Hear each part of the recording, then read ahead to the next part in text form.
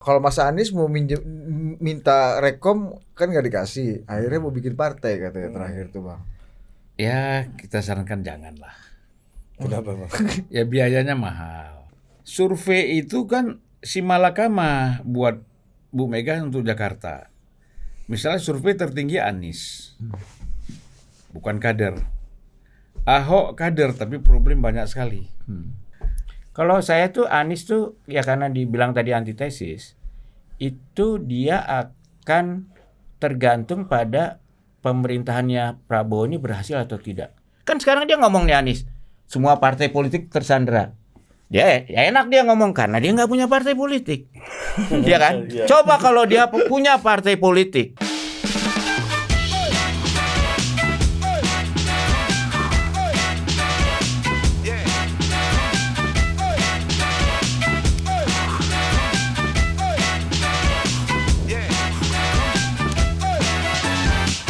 Oke, welcome to podcast Info Pejaten.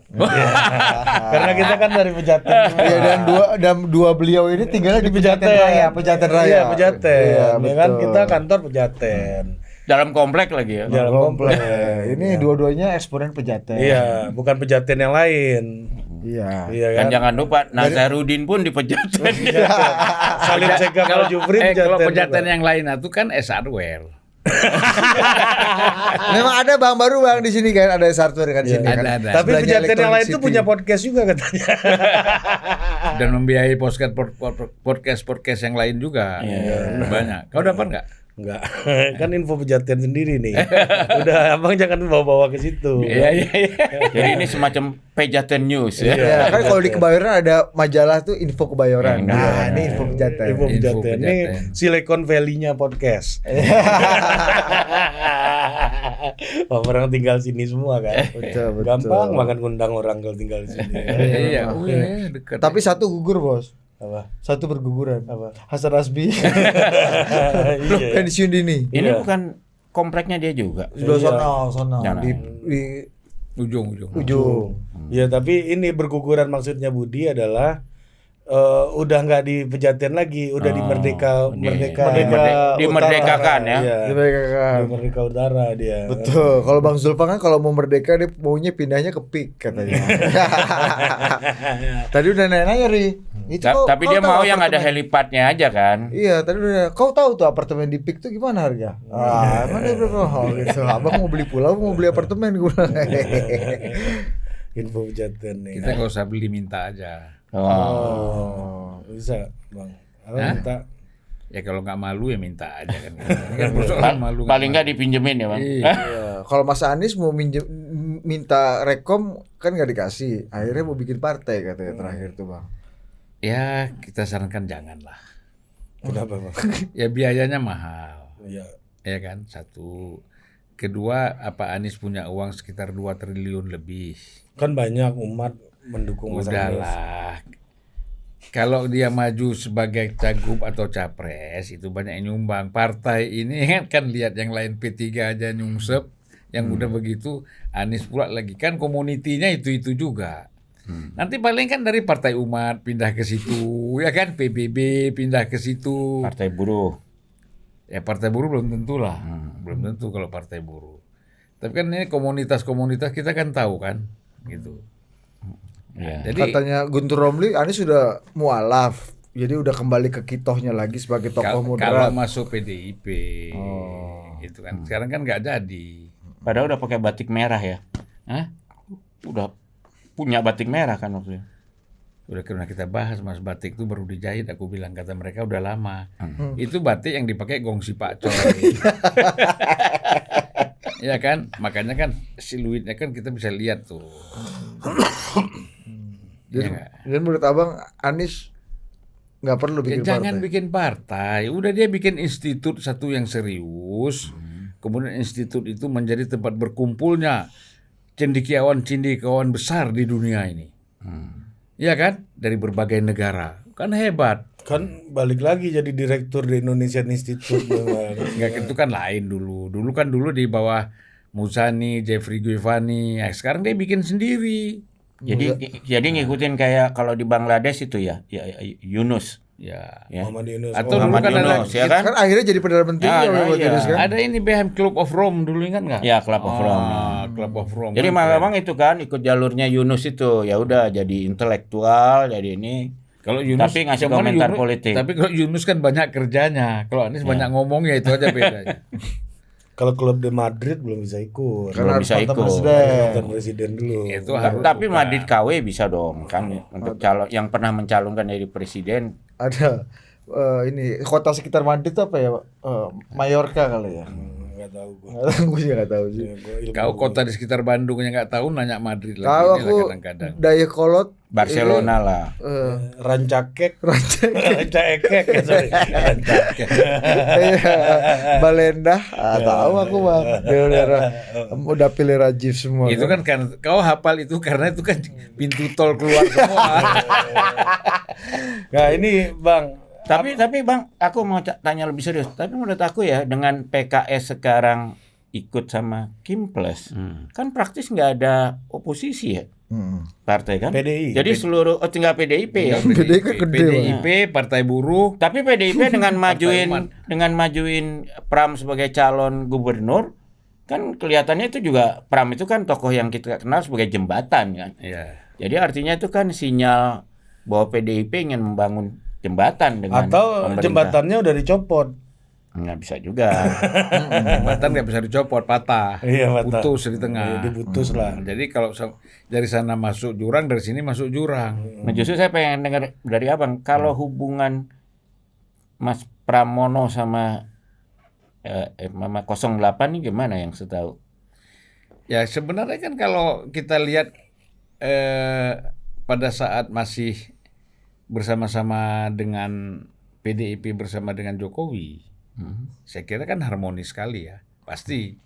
Enggak dengan 08 karena saya ingat kalau nggak salah dia Iya, itu iya, yang iya. bikin draft untuk perjanjian batu tulis kan Pramono Ya, kan waktu makanya itu. maksud saya juga dengan 08 karena kan begini kaitannya. Selama PDIP itu baik dengan Jokowi berarti kan Pram ini leluasa Ya. berkomunikasi dengan Karena emang tugasnya 08. kan Ya, tugas jembatan antara Jokowi sama Mega. Mega. Dia jembatan banyak orang lah Ya. gitu. Nah, jadi kalau kita lihat sekarang ini kan persoalannya mungkin secara pribadi hubungan itu tidak ada masalah. Ya kan? Tetapi kalau dikaitkan dengan persoalan politik karena ini dicalonkan PDIP berhadapan dengan calon Gerindra dan koalisi yang lain, nah itu mungkin agak sedikit bukan problem ya, tapi ya pasti ada jarak lah gitu. Tapi makanya itu karena hubungan personality ini ya, apa mungkin bahwa antara lain dipilihnya Pramaju itu di DKI, kalau katakanlah di DKI itu ada Anies efek, kelihatannya Pram ini kan termasuk tokoh yang mungkin paling bisa diterima oleh Anies karena dia kan bahkan anaknya lahir dulu kan yang termasuk yang nungguin Anies itu waktu itu. Jadi mereka punya hubungan yang udah puluhan tahun begitu. Dan kemarin ketika bertemu di Senayan nawarin kan supaya Anies bisa jadi Jurkap, tim sukses atau ketua tim Ya, sukses. Jurkap. Mas Bang Zul bacanya gimana nih? Karena ini kan urusan personal nih, hubungan personal yang udah puluhan tahun ya. Ya kalau hubungan personal kan Indonesia ini kan susah dilepas, iya kan? Persaudaraan itu, ya enggak? Bang Surya pun kalau ketemu saya mungkin dia tawarin, Pan kau gimana mau jadi apa kan gitu. Walaupun kita orang luar lihat konflik kan gitu. Jadi kalau Pram sama Anies kayak saya kira nggak ada masalah ya. Toh keputusannya juga bukan keputusan Pram, ini keputusan partai dan Penugasan ya. Dan Pram ini kan juga dalam kondisi keterpaksaan. Bukan, justru pertanyaan saya, mungkin partai menugaskan itu antara lain karena Pram punya aset-aset seperti ini sebagai jembatan itu. Kan ke Pak Jokowi dia bisa. Jadi bukan untuk menang kalau Kemana-mana. BHM melihatnya. Pram diajukan bukan untuk menang, tapi untuk menjadi Untuk jembatan. membina komunikasi kayaknya. Kalau saya lihat enggak, Mas. Karena ini kan persoalannya kita bukan ingin memutuskan, bukan ada satu persoalan ingin memutuskan satu kebijakan politik. gitu loh. Kalau misalnya begini, kalau memang lobby-lobby di DPR misalnya ada kita persetujuan undang-undang, perlu orang seperti Pram untuk komunikasi ke sana kemari. Kalau ini kan persoalan ini kan kontestasi. Betul.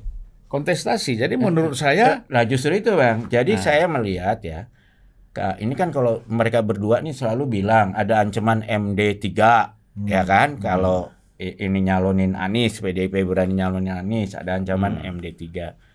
Nah kan waktu itu pilihan bagi Ibu Mega adalah nih Jakarta ini mau dijadiin ajang kontestasi frontal dengan Jokowi atau justru dia ya udah dijadikan justru ajang komunikasi.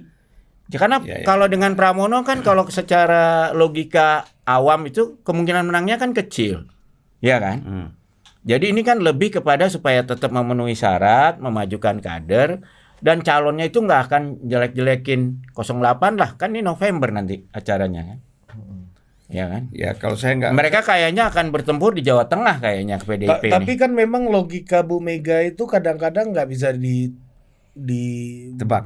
dibakukan juga gitu ya. Kalau kita lihat basisnya elektoral survei pas 2 kali pemilu 2014, 2019, 2024 itu basisnya elektoral survei semua. Rasional kan? ya. Pak Jokowi, Biasanya. Mas Ganjar, Walaupun Pak Jokowi waktu itu masih rendah banget ya waktu gubernur ya. gubernur ya. Tapi dia Nah, trennya itu naik. Maksudku Dia itu. trennya naik. Di gubernur Pak Jokowi jauh sama Foko, Mas. Ya. Ganjar juga. Ganjar juga 2013 Iya, jauh juga. Jadi memang kalau saya lihat ini saya menyambung pertanyaan Mas BHM, Bang. Apakah kalau Bu Mega ini memasang kader itu udah nggak menjadi elektoral ini bukan menjadi satu-satunya basis dalam menentukan kandidat gitu misalnya. Apakah karena elektoral Bu Mega ini kan ada feeling juga, feeling politiknya itu jalan, gitu loh. Nah Ini feeling politiknya itu jalan. Jadi dia kadang-kadang tidak menggunakan algoritma survei ini. Gitu Counter loh. intuitif ya. Nah, jadi dia menggunakan betul-betul pendekatan ya kalau kita bilang spiritual itu pendekatan batin juga. Iya kan? Bahwa dia percaya ini kalau kita usung Pram kemungkinan menangnya mungkin Tidak tinggi ya. tidak tinggi kecil gitu loh. Tetapi juga ada kemungkinan untuk menang. Ada. Nah, bagaimana cara ini memaintain ini? Oleh karena itu kan harus bekerja kan, gitu. Pertama apa? Orang yang nggak suka sama Jokowi belum tentu nggak suka sama Pram. Ya. Kan itu dulu kita lihat, belum tentu loh. ya oke. Iya kan? Jadi oke, mungkin surveinya Mas Pram nggak tinggi, tapi Tapi resistensinya juga nggak tinggi. Nggak gitu. tinggi. Negatif Seperti- ratingnya belum Iya. kelihatan. Seperti pengakuan Mas Pram juga kan di beberapa tempat kan bahwa setelah dia diumumkan ada beberapa ketum partai atau petinggi partai di sisi yang lain itu menelpon Pram, waduh kalau lu baru awal. sekarang sih kalau dari awal bisa gua geser nih dukungan. Tapi saya gitu-gitu. dikontak juga oleh teman-teman pengusaha ya, mengharapkan juga Pram. Karena apa? Dia bilang satu sudah Teruji. secara birokratis lebih mudah, Ya. ya kan? Udah dikenal lah, Compromisable udah dikenal ya. compromisable ya. Ya gitu. Nah kita jangan lupa dukungan Rano Karno ini penting sebagai cawapres. Cagup. Cawagup, ya kan? Kalau dia cawapres bisa langsung di-cut. Emang presiden udah terpilih ya? Ya udah jangan. Udah abang jangan itu lagi. Udah. Ya kan harus ada ilustrasi dikit lah. Kalian ini nggak boleh ada variasi. Aduh.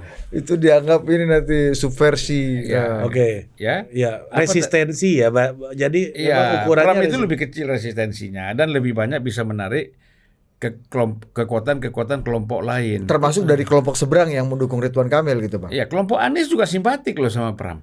Dan logistik lebih gampang kali ya, Bang. Ya. Mereka tidak pernah ada problem kan antara Pram dengan para pendukung Anies, dengan pendukung Ahok gitu. Nah, ini kita lupa gitu loh. Jadi memang bukan ke elektabilitas yang jadi ukuran, tapi juga kadang-kadang resistensi ini juga menjadi ukuran. Tapi kalau kita lihat di 2017 malah Ahok elektabilitasnya tinggi, tapi resistensinya juga tinggi kan? Tinggi. Iya. Nah, oleh karena itu disinilah dalam konteks ini untuk mengambil keputusan Pram, ada mesti orang-orang di lingkungan Bu Mega itu yang berpikir sehat. Berhadapan dengan kelompok yang ingin menjadikan Anies cagup yang kurang sehat.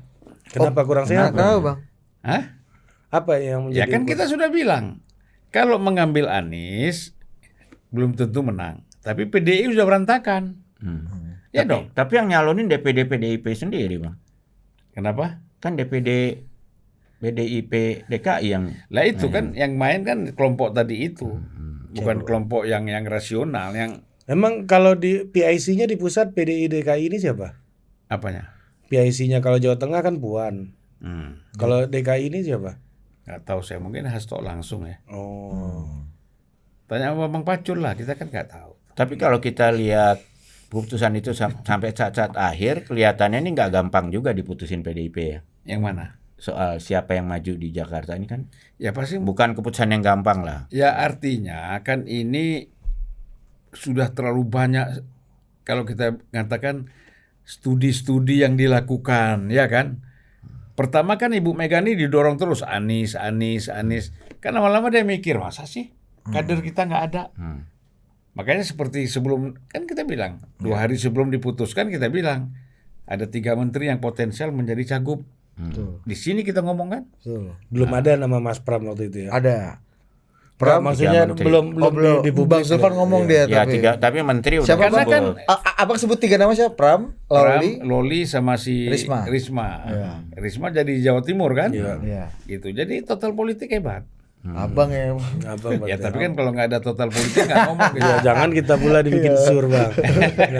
Tapi Nah, kita bikin Iya, sama-sama ngerti, sur. ilmunya Gibran nih. ngerti aku maksud Abang. Jadi Ya. memang DKI itu memang benar kata BHM tadi, DPD-nya menginginkan Anies ya karena DPD-nya inline sama Pak Hasto tadi kalau Abang bilang kan. Ya. Karena dia babak belur kan gara-gara kemarin kehilangan yang paling kehilangan kursi cuma PDI sama P3 kan di DPRD Ya, DKI. kalau se-Indonesia juga babak belur PDI masih hilang banyak kan. Iya. 20 kursi lebih, 20 kursi kan. Iya. Dan benar juga Ri, benar kata lo, Bu Mega dalam format pencapresan dia selalu ikut dengan rezim elektoral, rezim survei lah, Iya. kurang lebih kita bisa bilang Bahkan gitu. dia mengundurkan diri dari presiden karena survei kan. Iya. Betul. Nah, sementara untuk gubernur kan Untuk agak pilkada. berbeda. Bu Mega punya banyak sekali presiden, orang-orang yang underdog sebenarnya secara survei Iya. itu ternyata punya peluang. Karena apa? Ganjar. Yang survei Ganjar, yang Jokowi, Nggak, saya nggak TB tahu. Hasanuddin. Iya betul. Meskipun ada beberapa yang kalah ya. Puspa Walaupun- Yoga iya. di Bali. Walaupun teman-teman survei sendiri mengakui ya untuk pilkada survei itu nggak seakurat Betul. nasional ya. Makanya Bu Mega juga pernah kalau nggak salah Bang ya di Pilkada Jawa Timur pertama yang dicalonkan melawan Pak Dekarwo adalah Pak Sucipto gitu ya. Mantan sekjen ya. Jadi ada dua Senior sekjen lah, nih berarti senior nih. ya. Berarti ada 2 sekjen yang Turunkan diberikan di pilkada. diturunkan di pilkada oleh Bu Mega. Iya, kalau pilkada memang polanya nggak selamanya Survei. survei. persoalan kan begini. Survei itu kan si malakama buat Bu Mega untuk Jakarta. Misalnya survei tertinggi Anies. Bukan kader. Ahok kader tapi problem banyak sekali. Ya kan? Dan, Jadi kalau dan menimbulkan resistensi di tempat lain nanti Ahok kalau kan. Ahok itu problem eksternal, Anies itu problem internal. Iya, betul. Kan gitu. Nah, yang ketiga siapa ya? Ridwan Kamil. Nah, Ridwan Kamil udah kan nggak bisa. Orangnya Udah Kim. orangnya Kim gitu kan. Nah, jadi oleh karena itu kan harus ada jalan keluar dari 2 problem Sidul ini. sebenarnya bisa dimajuin sebagai cagup. Saya kira kurang kuat ya. Kalau menurut saya tuh salah satu pertimbangan yang penting juga mungkin logistik juga, Bang. Kayaknya kalau Pramono Anung cari logistiknya jauh lebih gampang ya ketimbang yang lain. Betul. Saya setuju. Iya. Lebih gampang bukan gampang ya, tapi lebih gampang gampang. daripada PDI yang lain di tengah kondisi mereka berada Lagi dialienasi. berseberangan Iya. dengan pemerintahan. Karena ini kan tidak panas. kita kan bisa lihat perdebatannya Mas Pram sama Kang Ridwan ini pasti nggak panas lah, mungkin agak membosankan kalau buat kita. Iya, bisa diumbang Ya. Bang RK ini bisa diumbang sama Mas Pram nanti kan. Mas Pram ini kan julukannya itu kan di kerongkongan emas kan. Betul. Kalau pemain bola jago ngegolin sepatu emas. Ini Kalau kerongkongan kalau emas. pemain tenis Raket emas. Kalau petinju sarung emas. Jangan kalau kerongkongan terlalu jauh, tenggorokan. Ke tenggorokan ya. Enggak, kita bayangin coba ya, yang maju Mas Pram sama Harga. Sidul ini kan. Ini kan dua-duanya orang yang nggak mau nyakitin hati orang, Iya betul. iya kan? Paling kalau Sidul kan nyakitin hati Zainab atau Sarah aja. Iya kan, gitu, betul. Bang, ya kan? Nah, ya. Iya, kalau Sebagai orang tukang lain kan insinyur. Pertarungan sama siapa tuh yang laki satu lagi? Si Roy. Apa Ahong dulu ada. Bukan yang rebur gondrong juga bawa. Oh Hans. Hansus sepupunya Sarah. Iya gimana bertarung sih. Mandra. Mandra. Itu sepupunya Dul. Kita paman nggak bicara sepupu ini. Ini kau terlalu serius. Kita mau analisa politik apa? Inilah. Iya, gitulah. Iya gitu. Tapi ini boleh kembali ke Anies lagi nggak dikit nih Bang? Dari tadi kita ngomong Anies. Inilah. Tapi hubungan abang sama Anies tuh gimana sebenarnya? Sebagai tokoh senior politik ini kan. Dia adikku, aku abang. Katanya Bang Zulfan masuk klub Aswaja. Ya, asosiasi W yang tidak terjawab. Gak Benar. jawab Anies. Kalau- Kalau nggak dibalas WA sama Anies. Iyalah. Oh, bukannya abang yang nggak mau podcast sama Mas Anies waktu itu? Iya. Itu kan belakangan. Abang nggak mau karena nggak dibalas WhatsApp-nya. Bukan. Adalah. Abang nggak lewat Bang Ges Khalifa sih. Nggak terlalu tenis. Bukan nggak mau. Aku pun juga sering nggak balas WA abang. Hah? Iya, orang abang kasih Link YouTube. karena video Oh, nggak usah. Itu kan video di Surya YouTube. Paloh Yang penting abang kau kirim nonton, ke yang penting kita. kau Enggak, aku nonton. pengen tahu tuh karena seingatku tuh dulu hubungannya akrab banget. Iya, gitu dan loh. abang promotornya Nah, Anies kalau kan sekarang dulu, bisa berubah, ada apa yang terjadi? Nggak, kan? karena aku inget banget Mas, ada dua seniorku yang sangat kita cintai. Ketika Mas Anies dideklarasikan sebagai calon presidennya Nasdem, berdiri gagah di Iya, belakang. makanya itu. Satu namanya Peter F. Gonta, satu namanya Zulfan Lini. Nah, makanya apa yang terjadi setelah itu, Bang? Jas Nasdem kan. Ini Bang. Loh iya kan persoalannya begini. Setelah kita ngomong Anies itu antitesis, mereka nggak terima. Mereka tuh siapa? Surya Paloh. Ya kan? Ya kalau nggak terima ya udah saya keluar dong. Oh, jadi Abang keluar dari Nasdem gara-gara Anies dicalonkan? Bukan. Oh. Karena saya mengucapkan antitesis itu, ya kan?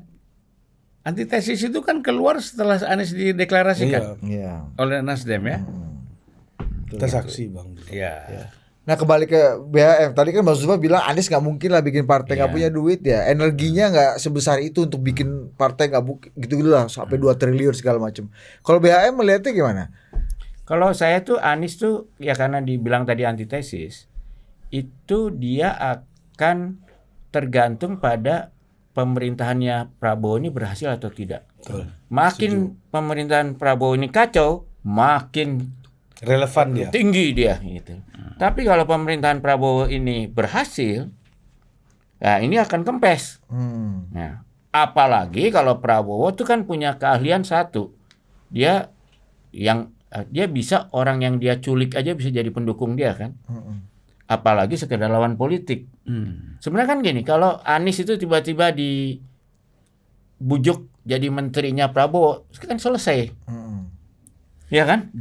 Antitesisnya selesai kan? Jangan-jangan nggak usah diujuk, Anies sudah cari jalan untuk ke situ. Ya. Enggak ya, walaupun ya kalau Anies mau mikirnya mau jadi orang nomor 1, ya dia memang harus investasi sebagai oposisi. Oposisi yang relevan. Tapi kan kalau kita lihat polanya Mas Anies selama ini kan nggak pernah berinvestasi sebenarnya. Nah, kalau saya tuh justru senang ya kalau sebagai warga DKI. Saya senang. Anies itu kan membanggakan dirinya dengan kampung akuarium ya, dengan ini sebagai berpihak pada orang miskin gitu. Tapi jangan lupa Prabowo ini sebagai Menhan juga membangun kampung apung di Muara Karang untuk orang miskin. Nah, kalau seandainya pertarungannya tuh di situ, wah ini menarik. Yang beruntung orang miskin Jakarta. Karena kan Prabowo udah ngomong juga sama Ridwan Kamil kan, dia bilang bantu saya punya beberapa program untuk DKI. Nah, kalau itu yang terjadi ya itu yang kalau kalau bahasa Qurannya itu berlomba-lomba untuk berbuat kebaikan. Pastabihul khairat. Nah, kalau itu menjadi gitu, yang beruntung orang-orang kampung di miskin di Jakarta Tapi ya. ini kalau menurut saya ya ini ujian besar buat Mas Anies. Kemarin kalau kita lihat wawancaranya di Najwa gitu ya di tempat Mbak Nana, Mas Anies ditanya apakah bikin partai, jawabannya masih akan dikaji Iya. katanya. Dikaji ini gimana Itu kan? jawaban khas dia kan. Iya, ada Udah. satu lagi nih, ketika kan kita banyak bicara kan harusnya Mas Anies masuk partai, harusnya Mas Anies berKTA sehingga kandidasinya menjadi lebih kuat. Ini ada satu jawaban saya dikirimin sama ada apa namanya Mas Topo, namanya Mas Topo. Mas Topo Irfan Syahrambe ini bagus banget dia. Bang coba tanya ini nih Bang ke Bang Zulfan sama BHM. Mana nih? Nah. Ya. Intinya satu dari 3 partai pengusung. Ya. Ketika Pilpres kemarin, Hah. saya sampaikan bahwa karena saya sudah diusung, maka saya siap untuk menjadi kader. Tapi justru dijawab oleh pimpinan partainya, nggak perlu jadi kader, karena kita tetap akan mengusung. justru katanya Mas Anies di Pilpres lalu udah siap untuk berKTA. Cuma Untuk siap partainya jadi yang nggak mau. Untuk jadi Nasdem ya. Partai Ya. mana? Nasdem lah itu. Antara Udah. PKS, Kalau saya lihat PKB, wawancaranya kayaknya Nasdem lah.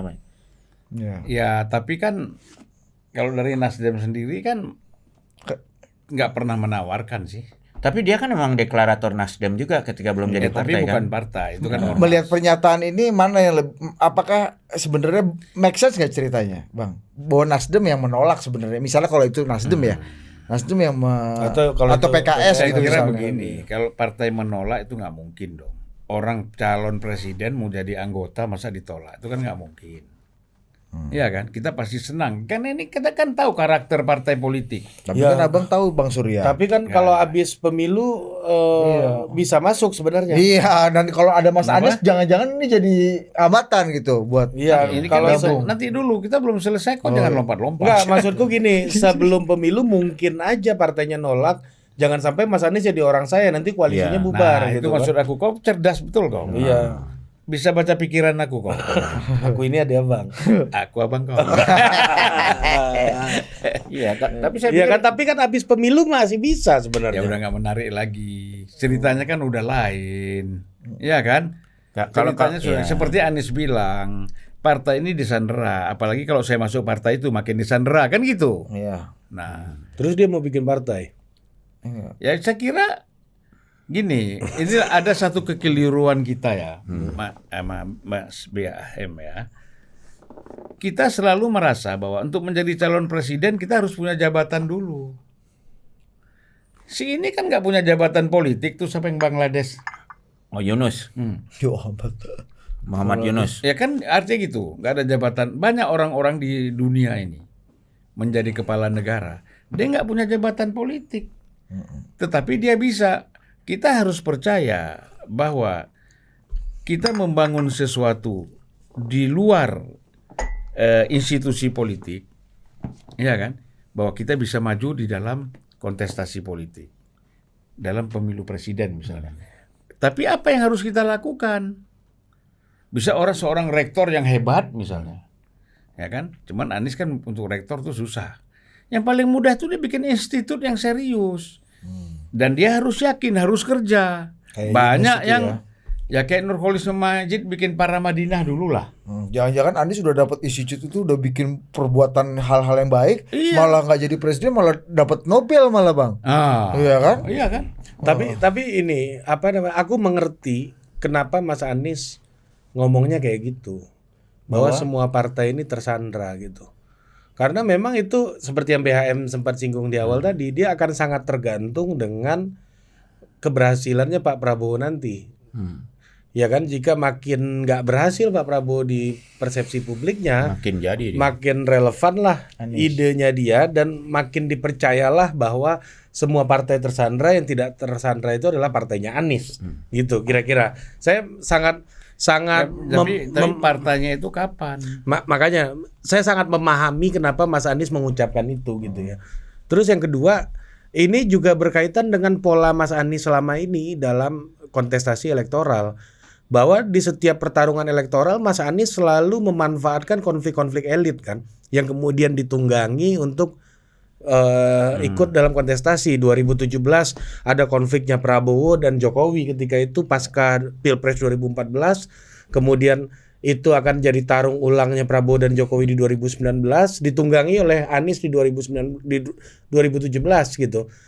Nah, Pilpres juga sama. Ini ada internal konflik koalisinya Jokowi. Surya Paloh nggak senang sama ini nggak senang sama itu nggak senang sama ini. Kemudian Mas Anies masuk ke situ, jadilah koalisinya Mas Anies juga. Termasuk ketika Caimin udah berbulan-bulan ingin jadi bagian setahun wakilnya Pak Prabowo, tapi nggak jadi juga, dimanfaatkan lah jadi wakilnya Mas Waktu Anies gitu. jadi calon presiden itu ada survei nggak? Ada survei. Ada survei, tapi poinku bukan Ya, itu. nomor berapa dia? Nomor satu 3, atau nomor atau 2. tiga lah. Tapi 3 besar itulah yang layak jadi capres ketika itu. Nah, poinku adalah ada konflik yang lagi ditunggangi. Nah, di 2024 ini pilkada ada konflik juga antara PDI dan Kim. yang berusaha ditunggangi juga. Berusaha tunggangi juga sampai baju merah juga Mas Anies gitu ya. Tapi nggak berhasil. Tapi nggak berhasil menunggangi karena Bu Mega punya hitung-hitungan lain yang Bang Zulfan bilang tadi. Ada urusan eksternal yang mana kalau mencalonkan Ahok, ada urusan internal kalau dia mencalonkan Anies. Jadi Mas Anies jadi bagian konflik dari internalnya PDI sehingga dia nggak bisa tunggangi. Justru yang nunggangi konflik itu Mas Pram hari ini. Iya.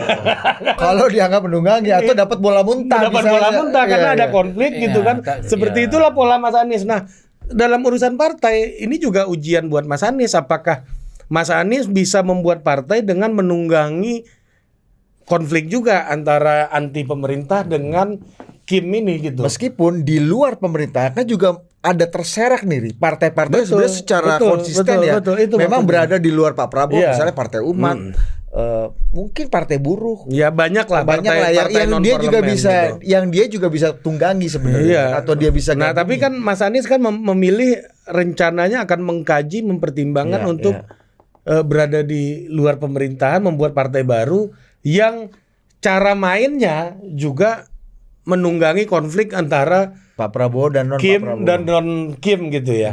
Nah, ini mencoba dikonflik dengan membuat Iya. partai, tapi pertanyaan saya sebenarnya Bang, Abang sebagai orang yang pernah membuat partai gitu. Iya.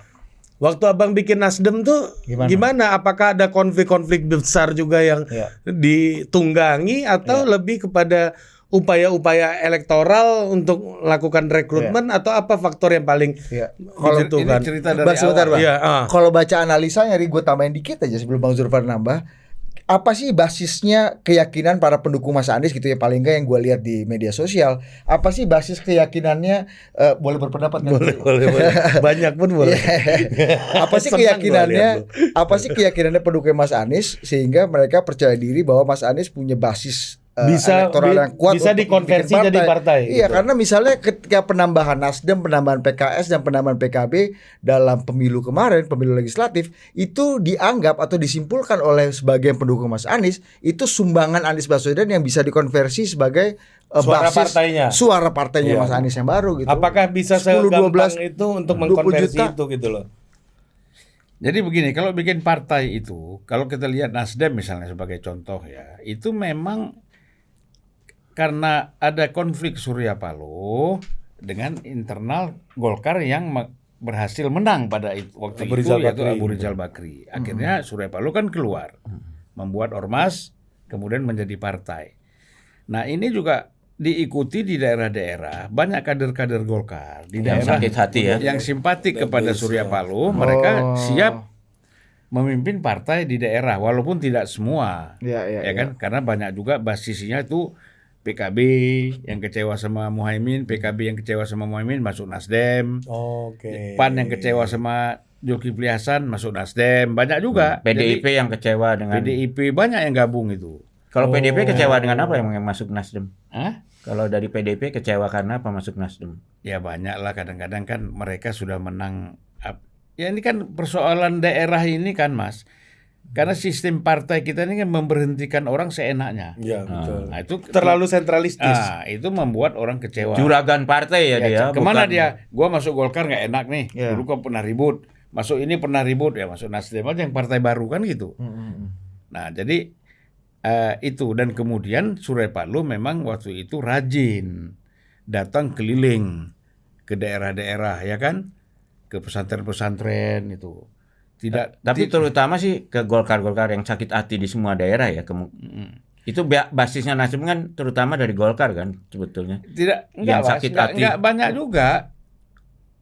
Tapi Malah intinya- saya lihat, Ya. bentar, malah saya lihat setelah Nasdem itu lolos di DPR, itu baru banyak Golkar-Golkar yang sakit hati masuk. Oh, oke. Sebelumnya enggak. Di pemilu kedua malah ya. Soalnya orang misalnya di Termasuk Anies Baswedan kan yang pertama Maluku ikut. itu umumnya PDIP yang masuk Nasdem. Oh gitu. Bukannya Golkar pro Surya Paloh hasil kalah Munas misalnya kemarin. Bukan, ada juga di beberapa daerah. Bang, artinya Bang, yang the formation of Nasdem ini, pembentukan Nasdem ini, itu basisnya kan politisi-politisi yang bermigrasi kan sebenarnya. Ya, dari berbagai partai. Ya dari berbagai partai, bukan fans club atau apa namanya ini pemilih pilpres yang kemudian terkonsolidasi Bukan, jadi. karena Nah, itu mereka maksud gua. karena Iya, mereka betul, memang orang-orang yang berpengalaman aktif di partai. Oh. Itu. Yang masuk yang jadi pimpinan-pimpinan Nasdem di daerah itu. Makanya dia bisa lolos mendapatkan 36 Kursi. kursi kan. Nah, bisa nggak saya bilang kayak gini, Bang? Ini yang pertanyaan Budi tadi, menyambung pertanyaan Budi. Tidak serta-merta suara Mas Anies yang kemudian menjadi kotel efek di berbagai macam partai ini bisa dikonversi jadi partai baru ini. Kalau menurut saya enggak. Maka menurut saya gini. Kalau pileg, kan kita bicara pileg nih, itu berbeda dengan pilpres. Pileg ini sangat tergantung kepada calegnya. Kalau calegnya bagus, punya duit, kemudian kredibel, dipercaya rakyat senang, dan dia kerja, itu bisa menang. Tapi soal itu memang saya ada satu hal yang agak buat saya aneh, yaitu Sudirman Said. Waktu dia sebagai Gerindra kan maju di Jawa Tengah, Ya. kan dapat 43% suara Jawa Tengah. Ya pokoknya Untuk besar gubernur, ya. untuk gubernur, 48. Tipis-tipis Tahu-tahu, ya. lalu dia pikir dia bisa gunakan Konversi. suara itu untuk dikonversi menjadi Caleg. anggota DPR dari caleg dari Gerindra. Gerindra. Gerindra. Ternyata Dapil Jawa gagal. Tengah. Gagal gitu. Ya, Karena begini, kenapa dia bisa dapat 48%? Wakilnya itu anaknya Mbah ini. ya, jadi bukan Siapa? dia Ida tapi Fauzia. wakilnya ya. Iya, siapa namanya? PKB. Wakilnya Bukan Wida. Bang Mun. Ini Ida Fauzia Ini yang nih. menteri Waktu wakilnya transmigrasi sini. ini. Iya. Ya kan itu kan artinya Ada basis NU-nya. basis NU-nya. Jadi begitu dia ditarik, ambrol tuh suara. Ya. Jadi memang kalau dalam cara apa namanya kampanyenya di pileg itu memang sangat berbeda sama Pilpres. eksekutif kan Ya, Bang ya. ya. Iya kan kalau pileg itu kan keorganisasian partai, Person itu terutama. person Ya. apa Ya. kemampuan person untuk mengorkestrasi kekuatan yang ada di bawahnya Iya, gitu. kan Tapi begini, aku agak nggak setuju juga dengan dia Bang. Contoh paling enak kan PAN. Itu dia manfaatin orang-orang yang secara public figure aja. Dia nggak usah kerja keras, dapat suara naik tuh. Ya, tapi itu di basis-basis yang PAN-nya memang udah ada juga sebelumnya BHM kebanyakan. Jadi begini, artis itu dipakai, misalnya nih, caleg utama saya Budi gitu. Gimana ya cara secure satu kursi mutlak di situ ya, biar dapat kursi kedua lah minimal. Saya taruhlah artis di situ buat nambah suara. Ternyata artis ini suaranya melebihi dari yang nomor satu. Nomor satu ini kalau misalnya nggak ada yang nomor satu ini nggak lolos juga artisnya gitu. Ya. Jadi memang dalam game pileg itu kan memang salah satu kebutuhannya adalah membaca keragaman segmentasi kan. Kalau orang yang aktivis di partai lain, oh ini segmennya ini nih gitu kan.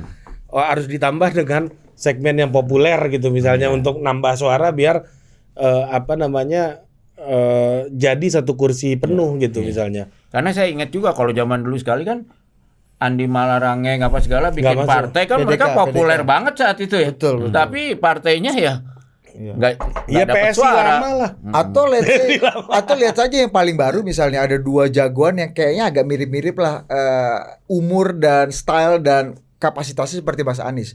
Partai Gelora ada Anies Mata, ada Fahri Hamzah dengan popularitas dan dukungan yang segede gitu.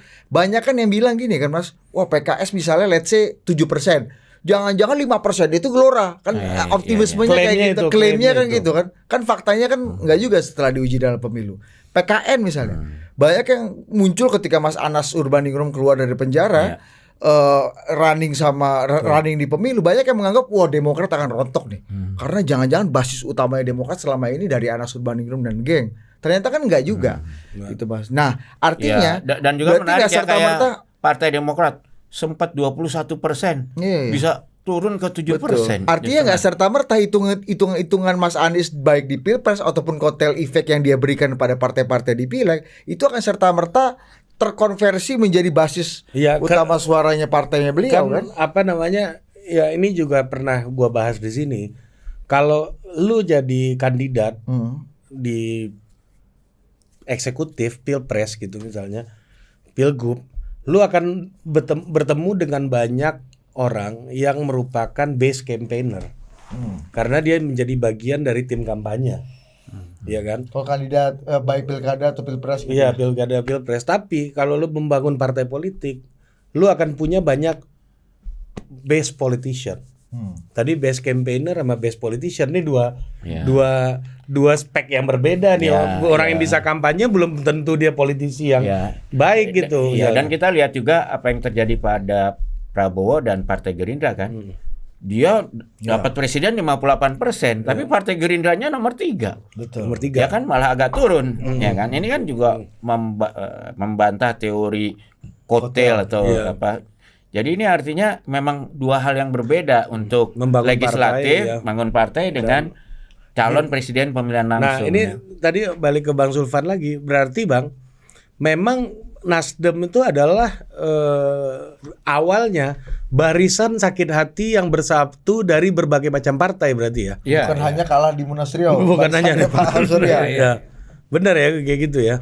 Sebabnya kalah di Riau. Sebabnya tapi kemudian seluruh karena banyak di Jawa Timur tuh PKB semua yang jadi pengurus. Gus Coy. Gus Coy sakit hati sama Gus Coy kan belakangan. Ini kan bicara kita pendirian pertama 2012-2013. Tapi Bang boleh nggak juga ya kita bilang kalau misalnya Partai Gerindra itu kan sebetulnya misinya partai itu menjadikan Prabowo presiden kan, udah selama dari sejak berdirinya kan. Makanya kemarin saya lihat wawancara Dasko di siapa tuh, itu partai kaget begitu tujuan tercapai mau ngapain. Kalau dulu kakeknya Anies Baswedan kan jelas dia bikin Partai Arab Indonesia, tujuannya Indonesia merdeka. Maka begitu Indonesia merdeka dia bubarin itu partai kan. Nah ini memang buat Partai Gerindra ini pertanyaan setelah Prabowo jadi presiden, misi dia tuh apa gitu. Ya tapi kan sudah disampaikan. Misi Prabowo itu sudah disampaikan sejak Pilpres yang pertama. Iya kan? Enggak, bukan misi Prabowo, misinya Gerindra sekarang setelah Prabowo jadi presiden. Ya misi Gerindra nggak bisa dilepaskan dari misi Prabowo. Bagaimana kan sama aja. Justru yang istilahnya yang mastermind-nya ini kan memang Prabowo, Mas. Nggak bisa kita pisahkan itu. Jadi apa yang maunya Prabowo itulah maunya Gerindra. Nah, itu pertanyaanku. Gimana dengan proses Prabowo membangun Gerindra? Apakah bisa disamakan dengan prosesnya Mas Anies akan membangun partai baru ini? Atau Nasdem, Surya Paloh bangun Nasdem. Saya terus terang nggak punya pengalaman dengan Gerindra ya. Tapi kalau saya lihat Gerindra ini kan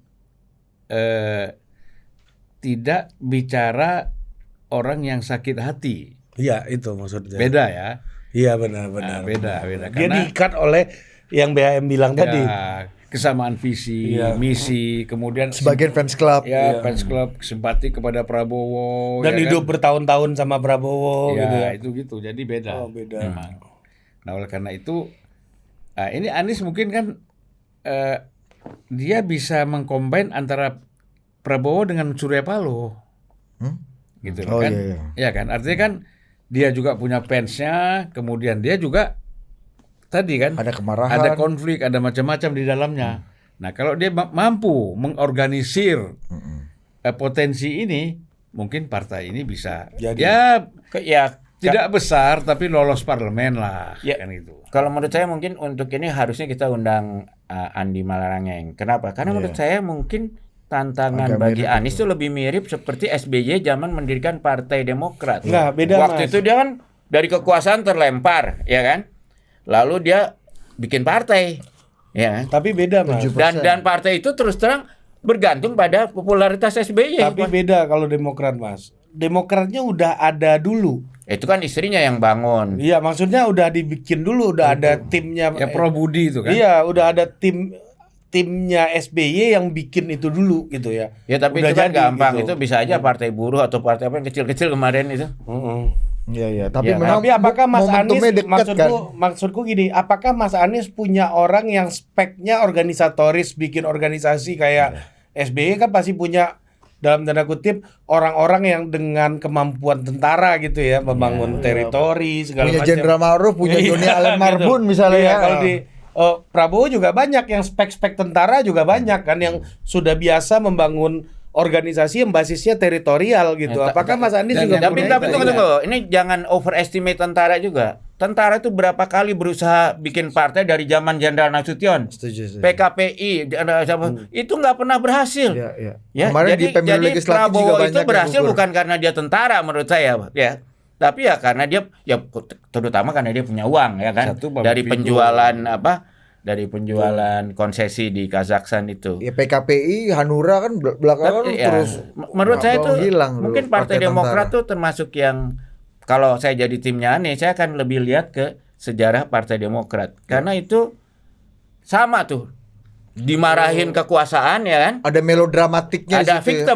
victim ya play iya, pokoknya iya. dizolimi justru Iya. karena dizolimi dan memang mungkin pada saat itu kan keadaan juga tidak mendukung kepresidenan Ibu Mega lah, banyak kemarahan terhadap pemerintahan, akhirnya jadi gede dia. Tapi gini ya Mas, kalau aku kan dengar dari beberapa orang yang dulu ikut mendirikan Demokrat nih. Ya pernah Dian kecewa terus pada kesini, keluar ya. Iya pernah ke sini juga. Itu Pak SBY memang bangun timnya, ada tim apa? Skoci Alpha Bravo Bravo, Charlie. Charlie. Ada yang pengusaha. Ya kan? Ada yang aktivis Andi Andi Arief dan kawan-kawan, dan ada yang tentara juga. Jadi memang ya saya nggak overestimate sama tentara juga, tapi memang apa namanya, bagaimana partai ini akhirnya bisa dibangun dengan orang-orang yang dalam tanda kutip saya anggap sebagai politician gitu yang mampu membangun. Gua rasa Mas organisasi. Anies Enggak, punya kalau menurut saya infrastruktur untuk ngumpulin dia kan spektrum ahli itu. politik. Kalau kita lihat sejarah politik kita dari zaman Bung Karno, Bung Hatta, kan kalau dari dulu tuh pengamat selalu memperhatikan ada yang namanya solidarity maker. Itu Bung Karno, Tan Malaka. Tapi harus ada yang administrator kan? Iya. Iya. Kayak Hatta nih. Kalau di bisnis tuh front office sama back office kan. Nah, memang dulu kan Pak SBY waktu Partai Demokrat front office-nya ibu istrinya kan. Tapi sekoci-koci yang tentara-tentara yang kayak siapa yang kemudian jadi menseknaknya almarhum tuh. Jenderal Ma'ruf, Sudi Silalahi, Sudi Silahi itu kan menjadi administratornya kan, Iya. nggak pernah menonjol Itu sebagai maksudku. solidarity Selamat maker. Ma'arif Itu ya. maksudku. Nah, memang kalau menurut saya ya mungkin kalau Anies masalahnya timnya dia tuh kan paling apa yang waktu dia jadi gubernur tuh UKP UKP 4. UKP 4, tapi mereka kan terbatas di Jakarta. Jadi harus bisakah itu Nah, di scale itu up maksudku. ke nasional? Kalau- Oh TGUPP. TGUPP. Kalau SBY kan memang dia tentara yang punya jejaring seluruh Indonesia. Aktivisnya juga jejaringnya seluruh Indonesia juga waktu itu gitu. Tapi maksud saya ketika itu kalau saya kembali ke teori yang pertama, SBY itu Victim. kalau pemerintahan Mega itu populer, nggak jadi tuh Pak betul, Sediawan. betul, Ya, betul. pakai Ya, harus ada unsur di victim, di zolimi, ada Victim simpati. dan assistingnya juga lagi nyungsruk Ya. kan. Jadi Ya, memang seperti kalau yang Anies mau gua- bikin partai, Setuju. dia harus bikin kelakuan yang dia makin dizolimi oleh pemerintah ini. Kalau perlu ditahan lah gitu, ditangkap terus ini, Tapi saya kira dia kalau- jadi itu. Kalau faktor SBY ini banyak faktor. Banyak faktor. Banyak faktor. Tadi betul bahwa kalau kita bilang mungkin sampai 70% itu ditentukan oleh organisasi militer yang dia bangun, Betul. bukan organisasi infrastruktur TNI ya. TNI bukan. Iya, Tapi betul. ini konteksnya militer, itu benar dengan Skoci itu. Saya kan kenal baik dengan Ya, ketuanya. skoci ya. Ya, Siapa Bang ketua sih waktu itu? siapa Udah namanya? meninggal kan Jenderal Ma'ruf bukan sih? Yang iparnya, kakak Iya. iparnya. Bukan kakak iparnya Bu Ani. Iya. Ya. Oh, Nah, Hadi kan Utomo. meninggal. Iya Hadi Utomo. Bukan, itu Bukan. kan ketua Demokrat. Ini kan Skoci. Oh, Oh Skoci. iya, kakek ipar gua. Ya Pak Sudi kan punya skoci juga, banyak lah beberapa. Ya artinya tim strategisnya SBY itu kan satu Sudi kan masih dianggap junior. Yang senior itu kan kemudian menjadi Menko Polkamnya SBY, Adi Sucipto Widodo AS. Widodo AS, itu Jenderal kan. Ma'ruf Mendagri. Ya, Ma'ruf itu masuk itu, ya kan. Baru level keduanya itu ada Sudi Silalahi, ada yang Samsul Muarif. yang mau jadi kepala BIN nggak jadi itu siapa? Bintang. Samsir Siregar. Bukan, kan jadi itu Samsir. Iya. Ya kan ada beberapa orang di bawah itu. Ada geng-gengnya Ada di sesama bawahnya lagi ada lulusan terbaik Akabri lah. Iya, Pak iya. Purwaka, Jenderal Brigjen Purwaka, itu seterusnya gitu. Jadi memang itu Tapi military base ya Bang ya. ya. Nah, kemudian Dan ada Ibu Hartarti Murdaya, jangan lupa. itu kan lain Di lagi. pengusaha, Skoci pengusaha. Itu kan tadi Skoci, tim B. pengusaha. Skoci, Charlie ya. Ya. Dan itu sudah terbangun lama. Iya. Gitu loh. Trustnya lama. Bukan baru-baru aja, sejak SBY pun masih Iya. Menteri pertambangan itu sudah terbangun semua, gitu kan. Nah, jadi memang kita kan pernah bahas itu, memang Amerika juga nggak mau lagi mega. Kita kan pernah bahas itu. Iya. Jadi faktor asing yang kemudian membuat si SBY itu menang itu besar, Oke. gitu. Karena buat Amerika pada masa itu tidak ada alternatif lain. Mereka nggak suka Mega, nggak suka Wiranto. Alternatifnya harus SBY menang. Bagaimana caranya? Itu kerja mereka lah.